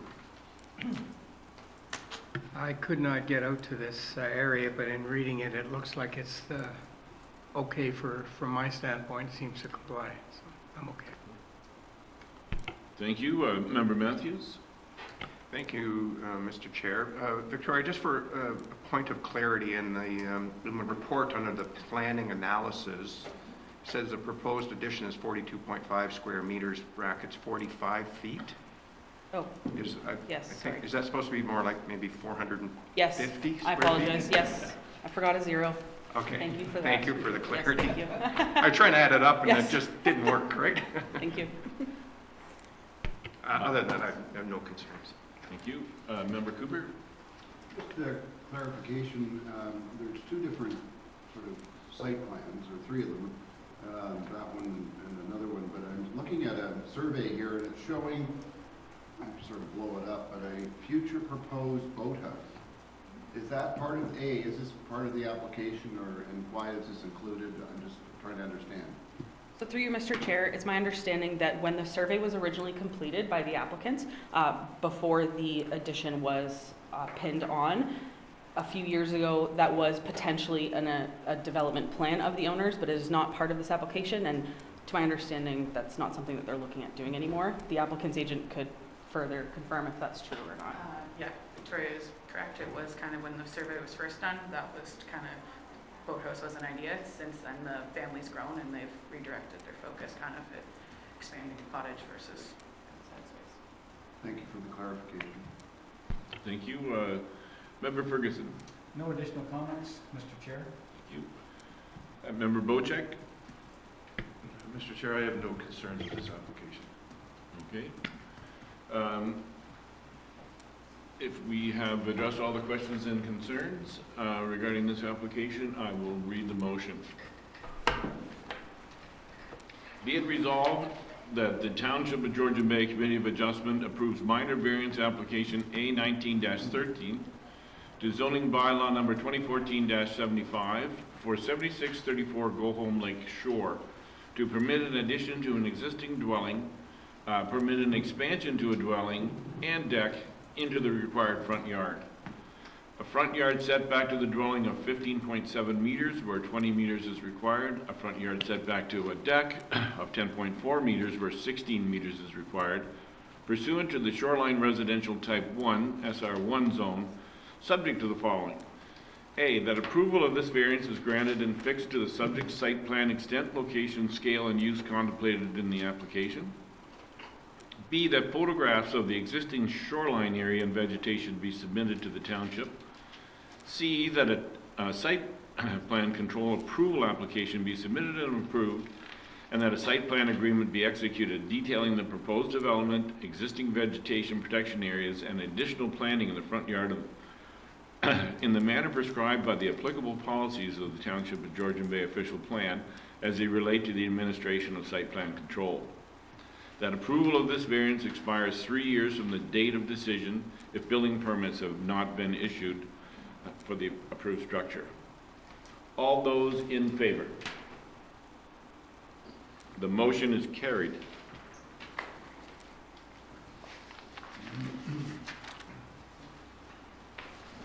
Our next application is already done. Yes, you know, we have to. Okay. Okay, those were all of the applications that were subject to a public meeting. We do have a couple of applications that do not require a public meeting. So at this point, I'd like to close the public meeting. And we will proceed with 2 applications that we have, starting with application number A18-49 for 43 Big Rock Road. To the planner, please. Thank you. So our next application is one that was previously deferred 2 meetings ago to essentially allow for the proposed development site to be staked out on the property and to allow for members of the committee at their request to be able to visit the site after the snow had melted. So just a brief overview again of what the application is proposing. The request is to permit the development of a new detached dwelling and deck and the conversion of an existing dwelling to a dryland boathouse pursuant to the 6 Mile Lake SR6 zone, with a maximum gross floor area for a dwelling for lots under 4,000 square meters to 248 square meters, where 190 square meters is permitted, a maximum width of a dwelling of 27.9% of the lot frontage, where 25% is permitted, a maximum width of a dryland boathouse of 7.3 meters, where 4.7 meters is permitted, a maximum height of a dryland boathouse of 5.1 meters, where 4 meters is permitted, and to permit a septic tank located in the front yard. So again, the location is here on Big Rock Road, just south of Haskett's Drive, and an aerial of the property. And just again, a bit of a refresher for everybody. This is the proposed location of the dwelling, the location of the proposed septic area in here.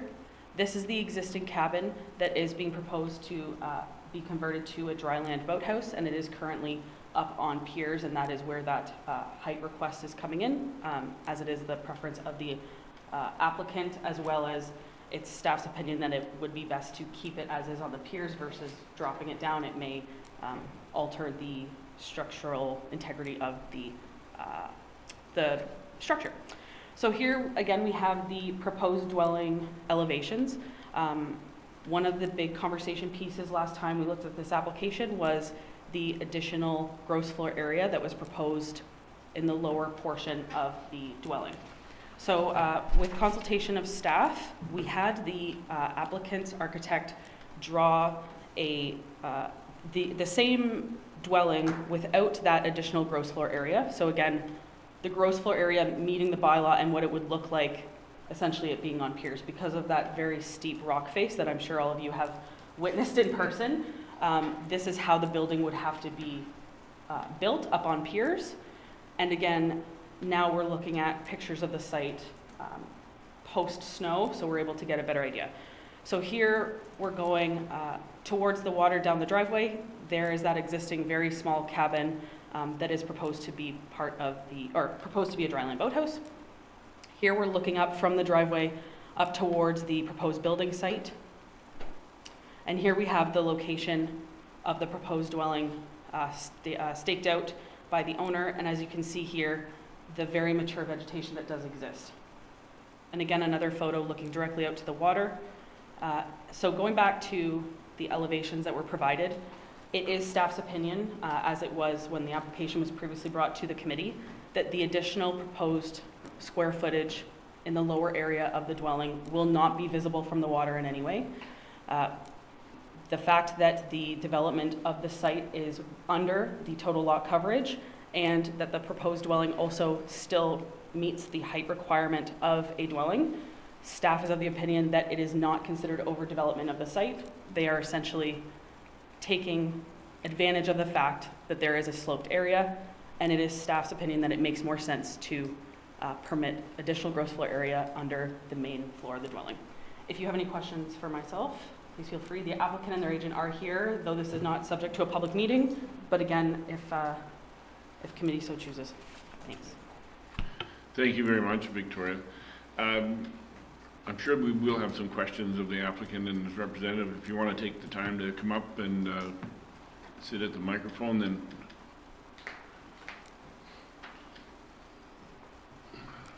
I would ask, just before we begin, if you do have any additional information or comments to what Victoria put forward, please feel free to go ahead and tell us anything that might be important. Thank you. Okay. I have nothing at this time, but I'd happily answer questions. Okay, perfect. All right. Are there any members? I guess we don't need to do this. It's not public, so all right. Being it's not a public meeting, I'll bring it before the committee and just poll our committee members to see if there are any questions or comments about this application. And we will start with Member Bocek. I would ask the planning department, because I don't have it in front of me, in the original application, were there letters sent in of opposing this or supporting this? Through the chair, there was one letter of opposition received from Bill Winterhall. Thank you. Okay. Any questions or comments, Member Ferguson? What will be involved to convert the existing cabin to a dryland boathouse? Through you, Mr. Chair, a building permit would have to be submitted to the building department, and there would be the same inspections that would be required to ensure, because it is quite an old structure, as I'm sure you've all witnessed, to ensure that its integrity is still there.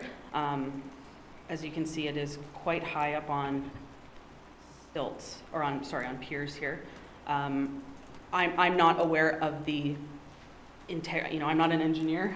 The integrity of the building, if much would have to be done. I was thinking more like, is there a kitchen that would have to be removed or anything of that nature?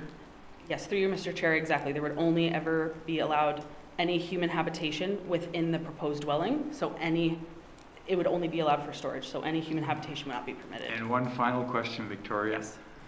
Would those renovations have to be completed prior to the issuance of a building permit for the main cottage?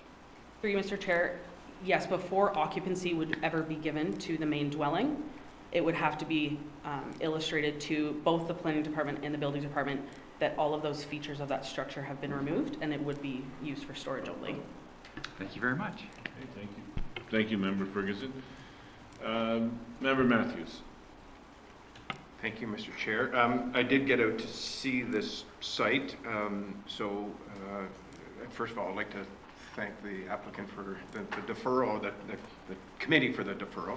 Secondly, commend the planning department. Those drawings, Victoria, that you had showing the stilts or the structure sort of confirms in my mind that I think it'd be less obtrusive with the structure built underneath it than it would be the stilts. So I offer my hope to the builder that he can build on such a rugged piece of properties, and I'm glad it's your challenge and not mine. So that's all I have to say.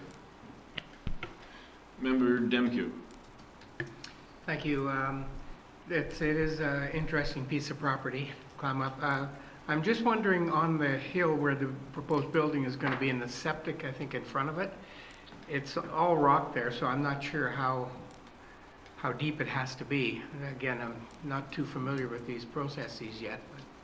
So through you, Mr. Chair, yes, so this proposed septic area here, I did have conversations with our building department when the application was originally brought in to say, because you are correct, it is quite a steep hill.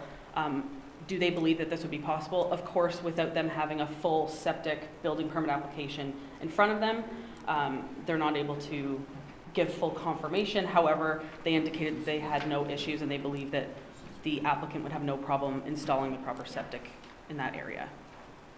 Thank you. Just to the applicant and that, it's nicely staked out. I saw that. Signs are up, which is good to see, so I have no problem. Member Cooper?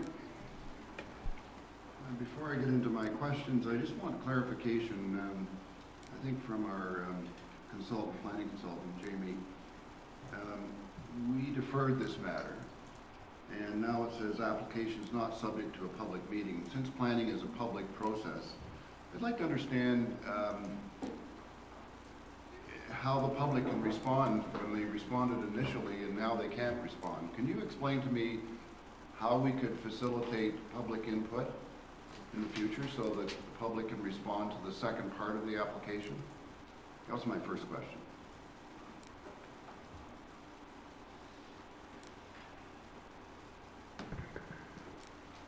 Through you, Mr. Chair, I'm not sure I can offer a fulsome answer on that today, but what I can advise you of is the process is that, and confirm the process, is that yes, it was deferred. There was comments, there was a public meeting, a public hearing held.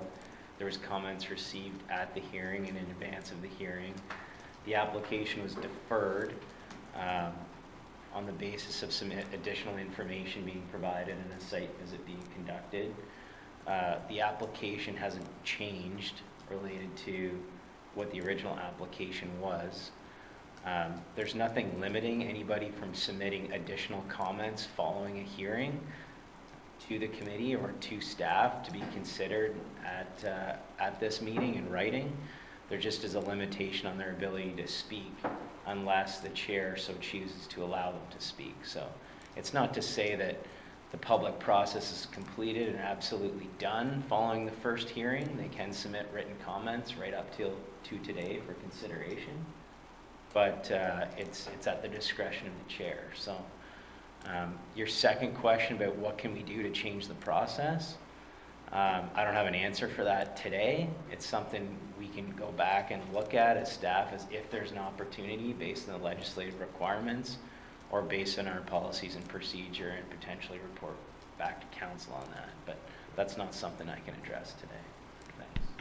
Thank you, Mr. Robinson. You had other questions, Well, Mr. and starting with just following up on that particular aspect of it. However, if somebody put in a letter of objection, for example, initially, now we've stopped sort of the public process in the second go-around, does that preclude anybody from going to LPAT or OMB, if we have that again, because this is a second phase, so there's nothing to deter somebody from using their right to go to LPAT? No objection? No. Thank you. I just wanted to get clarification around that. I want to make sure we have a full public process. The other questions I had, so nothing has really changed with this other than the ability to have a site visit, is that correct? Through you, Mr. Chair, that is correct, yes. And so that's interesting to know and good to know. And the other thing I do recall, I think from this application, was there, in order to be able to add that second, the lower level, does this include blasting? Through you, Mr. Chair, it's my understanding that there would be some blasting that would be required, and the applicant would have to abide by the applicable blasting bylaw at the time. If they're not able to, then of course that would hinder their ability to move forward with their application. So just clarification on blasting in this particular area. So it is allowed, and is there a magnitude to the amount of blasting, or what are the bylaws? How do they read? I just am curious, please. Through you, Mr. Chair, I believe, again, I have not read it in a little while. I believe there is a maximum cubic amount that can be removed from certain areas. That is something that I can obtain for you. I just, off the top, I don't want to give you a number that I don't know to be able to confirm. Thank you, and I really, I guess, don't necessarily have a problem with this, but I'll find all those things relevant, and especially the blasting part of it. Thank you.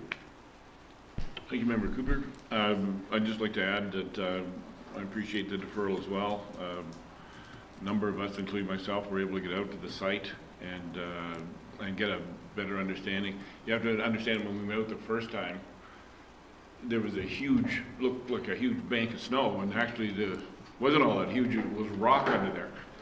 So having been able to see that made it much easier to understand what the application is for.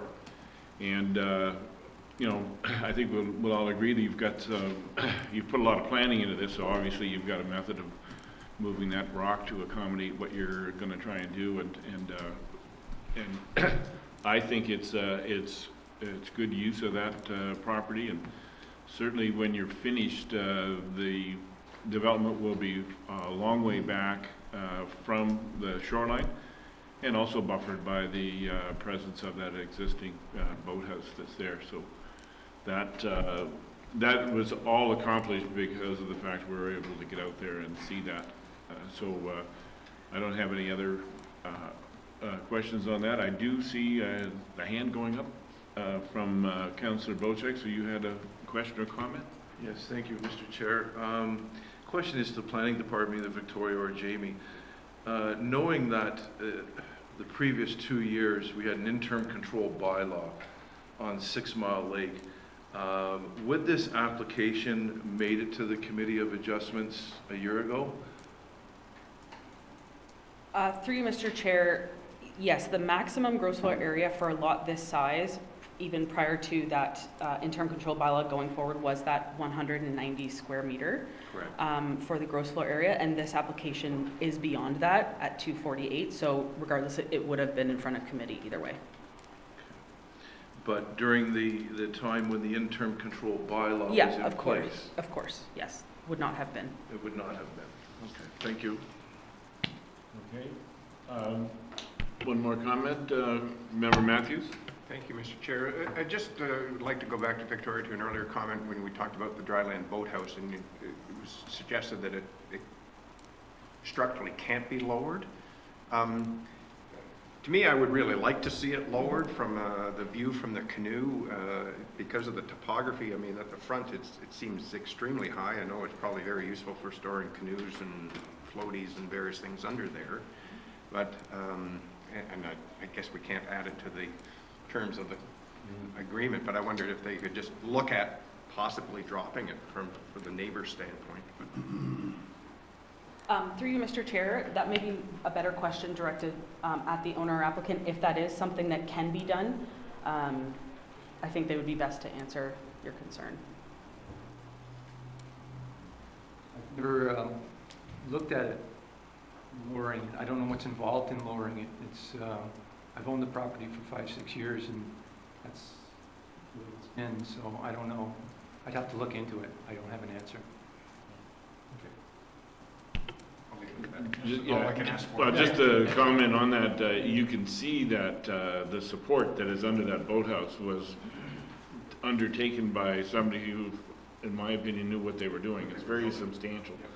So they may have decided to use that for storage or something like that, but you know, to get back to what we're looking at here, the application, that's not really a part of that. So that's great. So are there any other questions or comments from the members of the committee? All right, then seeing none, I will read the motion. Be it resolved that the Township of Georgian Bay Committee of Adjustment approves minor variance application A18-49 to zoning bylaw number 2014-75 for 43 Big Rock Road to permit the development of a new single detached dwelling and deck and the conversion of an existing cabin to a dryland boathouse pursuant to the 6 Mile Lake residential zone with a maximum gross floor area of a dwelling for lots under 4,000 square meters to 248 square meters where 190 meters is permitted. A maximum width to a dwelling of 27.9% of the lot frontage 18.5 meters, where 25% of the lot coverage is permitted, which would be 16.6 meters. A maximum width of the dryland boathouse of 7.3 meters, where 4.7 meters is permitted. A maximum height of a dryland boathouse to 5.1 meters, where 4 meters is permitted. And a septic tank located in the front yard, subject to the following. A, that approval of this variance is granted and fixed to the subject site plan extent, location, scale, and use contemplated in the application. B, that photographs of the existing shoreline area and vegetation be submitted to the township. C, that a site plan control application be submitted and approved, and that a site plan agreement be executed detailing the proposed development and existing vegetation protection areas and additional plantings in the front yard in the manner prescribed by the applicable policies of the Township of Georgian Bay official plan as they relate to the administration of site plan control. And that approval of this variance expires 3 years from the date of decision if building permits have not been issued for the approved structure. All those in favor? The motion is carried.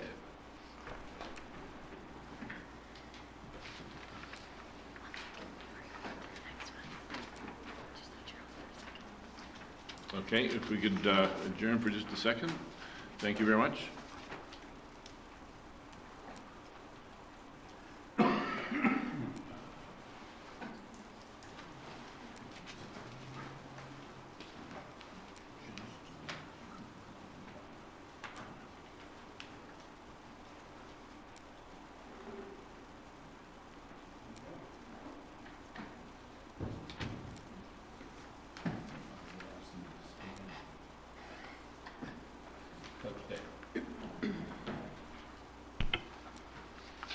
Thank you for your indulgence. Our next application is A19-10 for 165 Big Rock Road.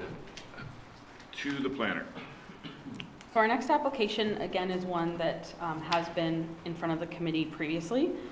The application was deferred at the request of staff to allow for additional consultation with the applicant to try and further bring the application in conformity to the zoning bylaw, as well as for members of the committee and staff to view the site once the snow melted as well. So the result of that consultation with the applicant has resulted in 2 less variances that are being requested as part of the application. And again, just important to note that because the application is less than what was previously circulated, there was no need for an additional circulation because nothing additional had been added. So the 2 variances that are being removed from the application are the the additional gross floor area for a sleeping cabin, as well as the separation between an accessory structure and the main structure. And because of that, the proposed lot coverage percentage has gone down slightly from 13.5 to 12.7 as well. But again, I'll further explain when we get to the site plan. So just for some additional information, going back, this is the location here, 165 Big Rock Road, again, just south of Haskets. And some aerial of the existing development on the site. So here we have the revised site plan that was submitted. So as you probably previously do remember, there is currently 2 existing dwellings on the site. A portion of the application was to convert the secondary dwelling into a sleeping cabin. And one of the major concerns that was brought up by members of the committee, as well as it was a staff concern, that the area of this was much larger than what is typically permitted for a sleeping cabin. So further consultation has happened, and the applicants have now adjusted their application to ensure that this building conforms to that maximum 56 square meter area. So they will be cutting a portion of the structure off, as well as they will be reducing, this is the current deck that exists, which again we'll look at in the photos. They will be cutting a portion of that off as well, therefore increasing the distance between the accessories or the to-be accessory structure from the main dwelling. So those are the 2 variances that are now removed from the application. So here we have some of the elevations of the proposed main dwelling. And again, just to further kind of go back to the previous presentation, the majority of the development of the new dwelling is to the rear of the existing dwelling. It is not going closer to the water. A few more elevations here. So here I have some photos without some snow, which is a bit easier to see. So this is looking from the rear to the property towards the existing structures. Here we're looking to the rear of the existing main dwelling, and as you can see, there's some orange stakes in here which delineate the new rear wall of the proposed dwelling.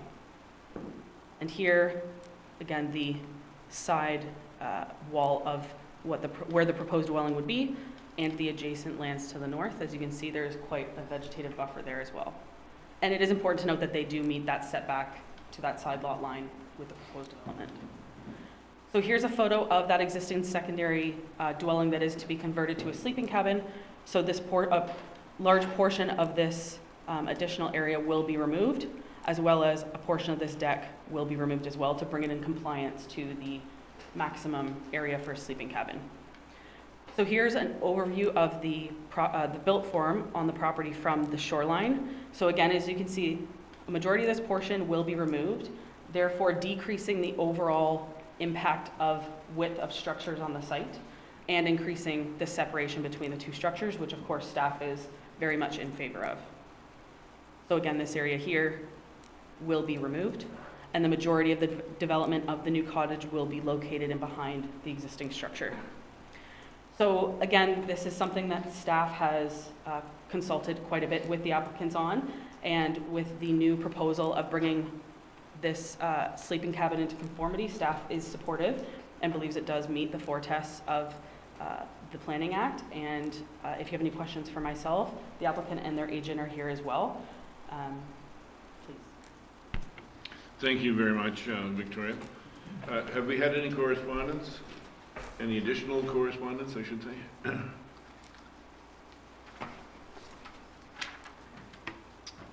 One letter of opposition was received from Bill Winterholt.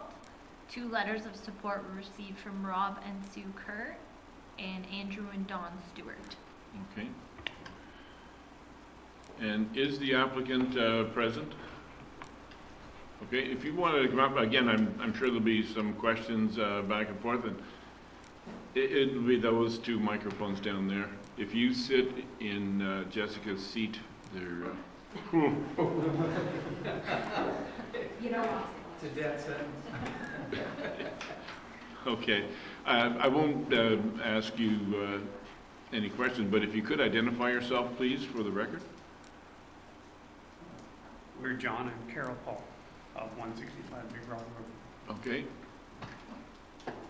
I'm Alex McConney of Avanti Engineering, the agent. Excellent, excellent. Well represented. Thank you very much.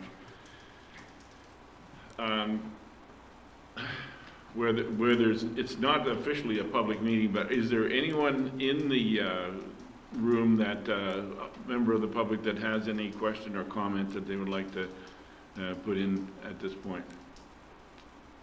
Okay, seeing none, we'll move forward and bring this application within the committee. Are there any questions and comments? And we'll start with Member Bocek.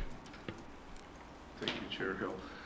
The question is to planning, and maybe it might have to be consulted or checked with building, but as a normal course of action, when a demolition permit is issued, there is a deposit required, whereas if they do not follow through with the demolition, the township has the funds to move ahead and carry that out.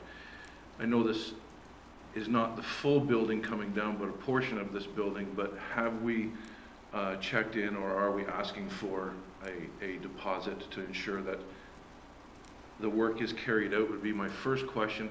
And my second question would be, are we going to entertain entering into a site plan agreement on this to make sure that the work that's being done is going to be what it says it's going to be done, and that it will be deeded to the property? So through Mr. Chair, yes. So in consultation with the applicants and their agent, I did have the chief building official come in and speak to the applicants about the whole undertaking agreement process and what would be required in that sense. And so the applicants are aware of that process and what would have to be done, and putting up securities for that to ensure that that area is removed properly. When it comes to the site plan agreement, yes, there is also an additional condition that has been placed in to ensure that that exact amount of area has been removed, as well as any kitchen, plumbing type of facilities as an additional condition, as well as a site plan agreement. So this property would be put under site plan control if it were approved. Thank you. Thank you, Member Bocek. Any question or comment from Member Ferguson? Can you just go back to the existing, what's over the existing file?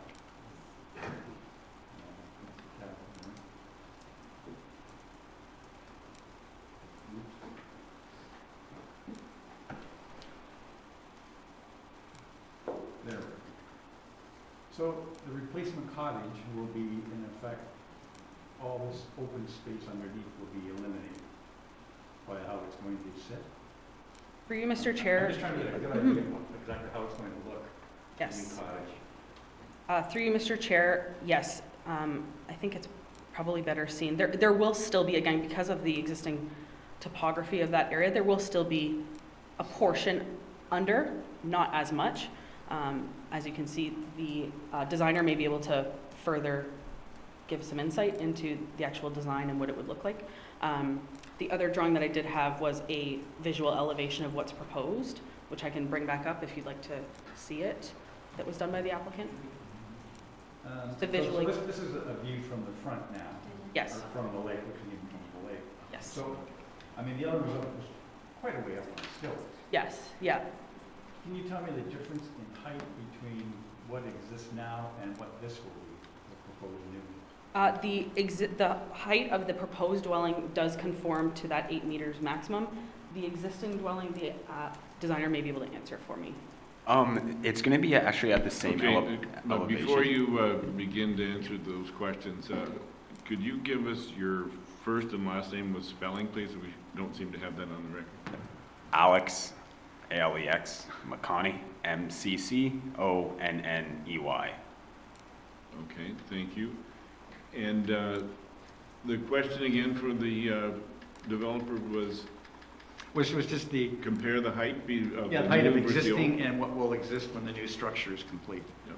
The first floor elevation is going to actually be the same, if it might, or very close to the same. What we're actually doing is pulling the dwelling back slightly from the lake, so it's actually going up on top of that rock that you see in the picture. Yep. To try and make the natural look of the rock, bring it out in front of the cottage a bit more so it doesn't look as high.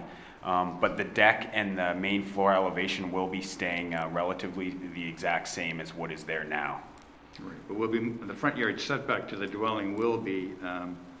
It'll be reduced from the current setback. Yeah, it's about 10 feet, I think. You're Yeah. gonna be closer to the lake for that. Yeah, so the deck will actually be right at the, or just back from the top of the rock line that is under the deck. You can just slightly see it there. The rendering that Victoria has as well that she had up there, you can see a little bit more of how the posts are actually on top of the rock. Okay, that clarifies it. Thank you, Alex. Thank you. Member Matthews. No, I really don't have any questions. Member Demke. Thank you. It looks like they've done the, what has to be done to try to bring it more to conforming. Is the, what's being taken out of the other building, is that's the kitchen type facilities? Through you, Mr. Chair, again, the designer may be able to, I don't know the internal floor plan of that structure. I think that was a question though that we had, is, I thought, maybe I misunderstood or... Under the agreement with the building code and the planning department, they will have to remove the kitchen facilities that are there when we do the demolition. Is that part of what it showed that was going to be removed? No, it's not actually. It's just to the side. It's just it's under the main roof. So Okay. That portion that's being removed is actually the original portion of the family cottage. So it's older anyways, but it's just living space at the moment, just sort of an open space. It's just the most cost effective, and it also gets us away from the setback to the dwelling. Okay, that's fine. It actually, sorry, go ahead.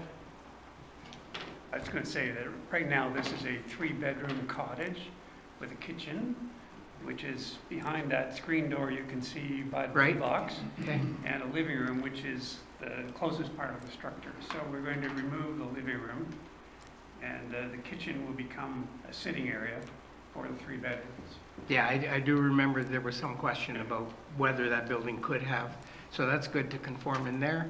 And I think that was everything else. The visiting it without the snow still leaves a big hill in front of the new proposed addition. And there was Hydro being looking at, because that line still seemed awful low that runs to the other place. The building is set back 5 meters from the hydro line. It is a non-marked easement by hydro, so that'll be, once we further go in with the plan, we'll consult with hydro regarding that, but we're well outside of their setbacks. Okay, thank you, that's all. Thank you, Mr. Demke. Any questions or comments? Member Cooper. Thank you. Last but hopefully not least, just a couple of questions. First of all, I think it's a positive move forward that the sleeping cabin will now be compliant, so I would commend everybody on that front. But I do have some observations. So it's the lot coverage has decreased, but the lot coverage is still, as I calculated, and perhaps you can correct me if I'm wrong, is down from 68.75% over what is normally allowed to 59%. Is that correct? Through you, Mr. Chair, yes, the removal of that portion of sleeping cabin did reduce the lot coverage, but it is still a provision that's being requested because it is over the 8%. So I think in your report you talk about this complying with the 4 tests. Is that correct? Through you, Mr. Chair, yes. So here's my question. What percentage is not minor? Through you, Mr. Chair, putting a specific number on something like that, I don't believe is appropriate to do. Every application we look at individually, and I'm not able to give you a specific number on that because that's not how we evaluate applications. Thank you. I think it's a worthy matter to consider in all cases. And I'll continue to ask that question about minor.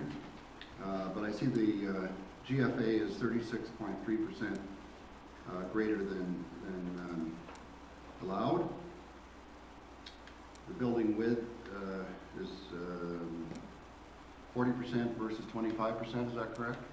Through you, Mr. Chair, that is correct. And again, taking into consideration that the existing dwelling is over that 25% already, so I believe it's a total increase of a couple of meters from what's existing. But yes, you are correct. But these are all compounding factors, I would say. So I'd say there's quite a few things where there's non-compliant and not minor, so my comment is simply that. Thank you.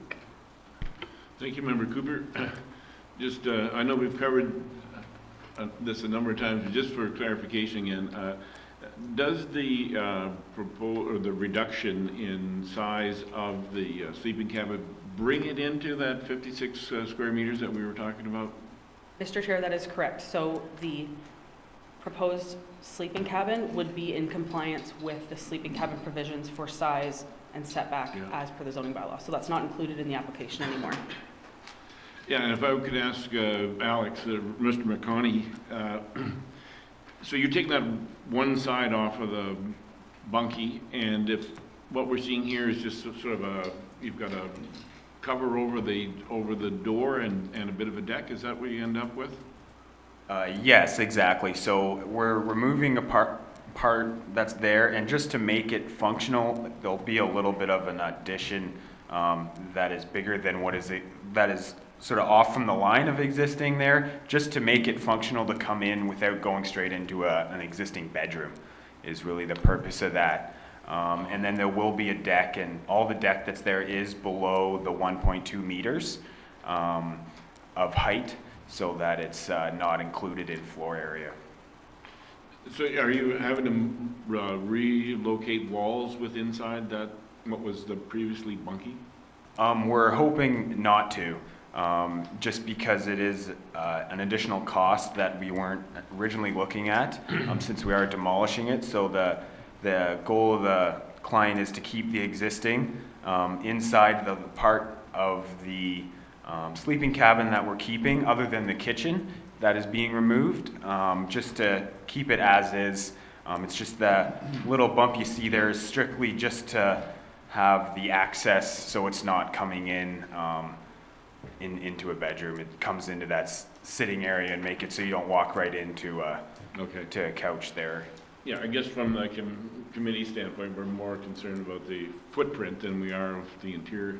And again, just a similar sort of question with the main dwelling itself. If you could go back to those renderings that show what the proposed elevations are going to look like. So, if I am understanding this correctly, you're taking the existing cottage down completely. You're going to use a bigger footprint than what's there.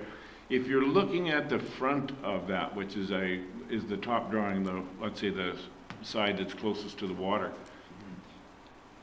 is that area under the deck just pilings? There's nothing there? Correct, yes. Under the deck is rock, and there'll just be piers on the rock. And then is there a second story on this? Or No, is it's all one story.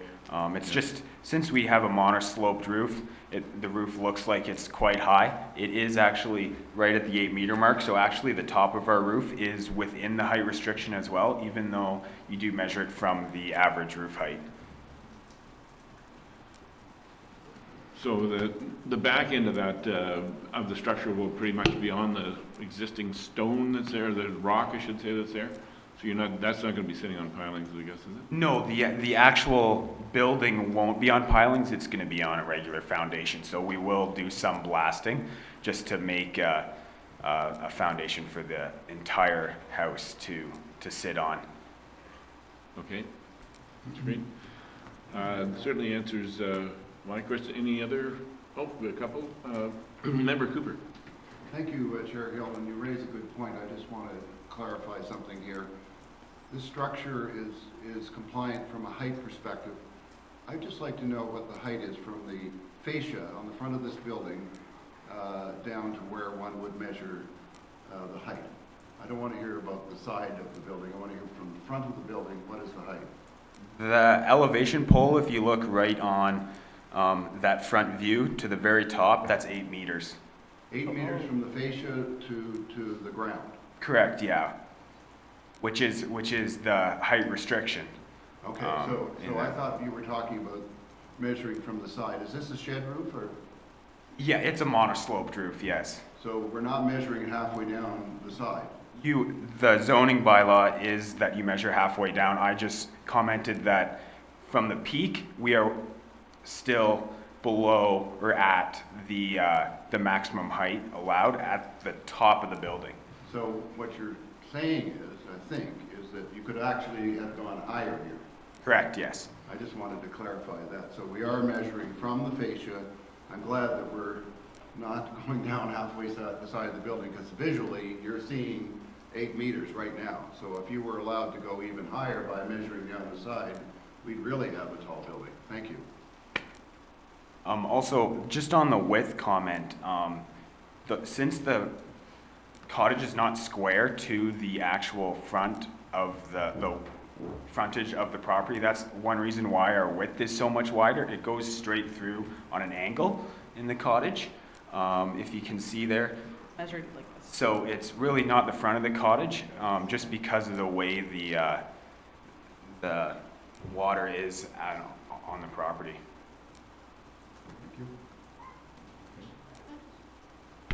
Member Matthews? Thank you, Mr. Hill.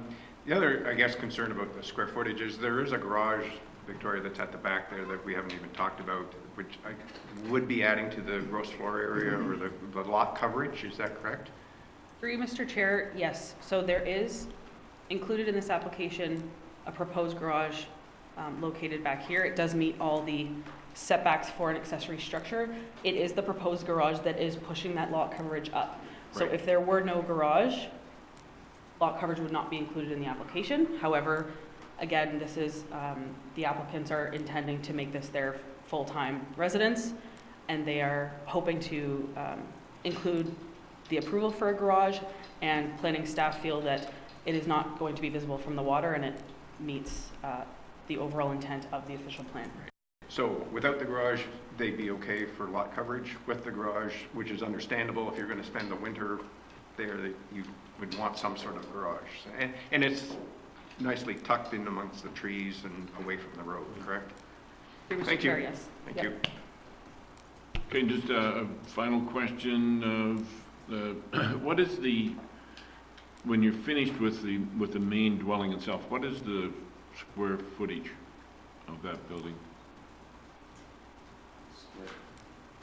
Or square meters? Square meters is 258.3 square meters. Square So- feet, I believe that's about 2,600 square feet. I'm in that area. That's a good sign. Yeah, so 2,600 there, and then we've got what, 600, 700 in the bunkie? Yep, 600, yeah. Okay. Now, again, we're just, considered year-round residents, you need some space, and, That's exactly why we went a little bigger on the main dwelling, because the sleeping cabin is a three-season. So for them to have visitors up for Christmas or in the winter, we wanted to get an extra bedroom into the main dwelling there. and you don't have the opportunity to have even partial second level because of the topography there, so you've got to do it all in one level. Now, I can see that, okay.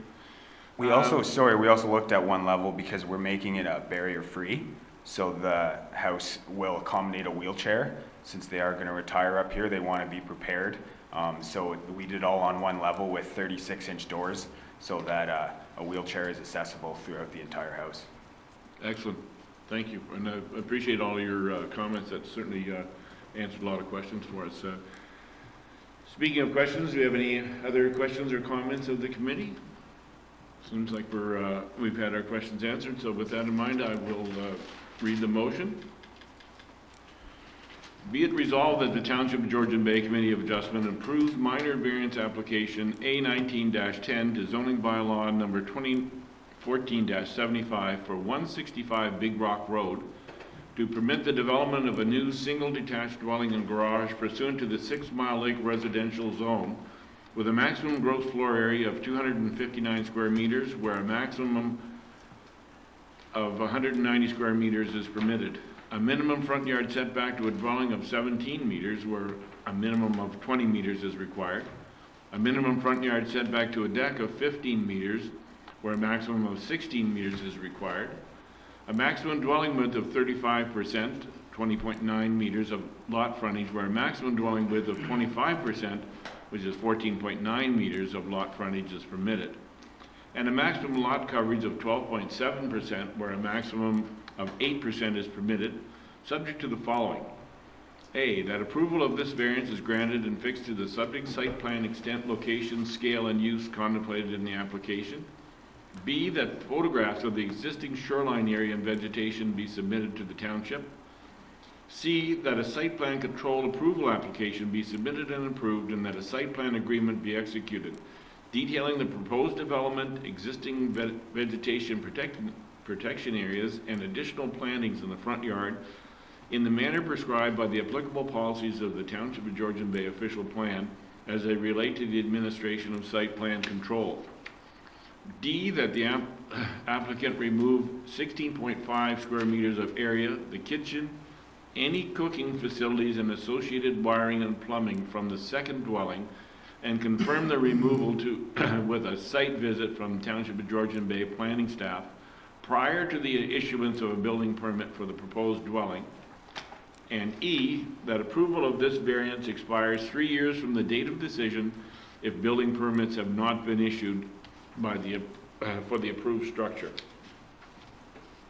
All those in favor? The motion is carried.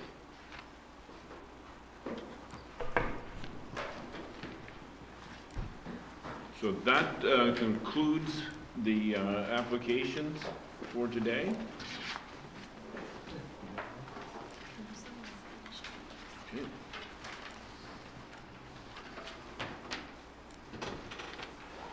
And where's that piece of paper that you stole it?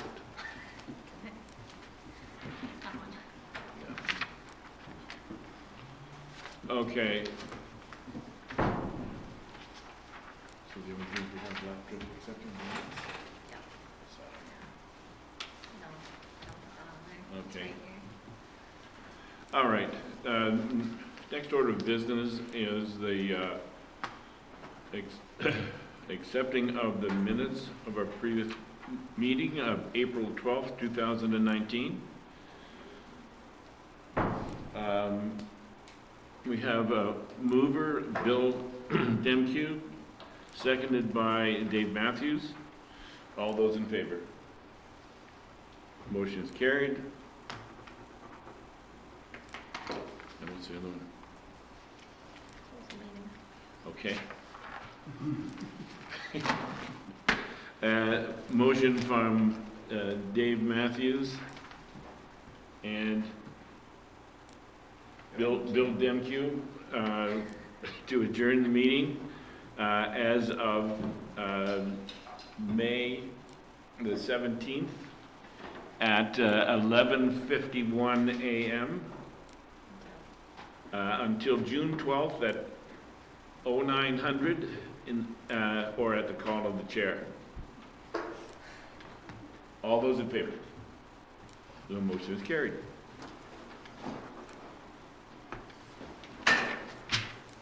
Meeting is now officially closed. Thank you all for your questions and comments. Thank you, Mr. Chair. You may not. Do we have some stuff we have to sign? I don't know. Yes, Jessica, let us please. relax. Nobody leave without signing. Could you indicate the ones that were not signed? Yes, I did. The only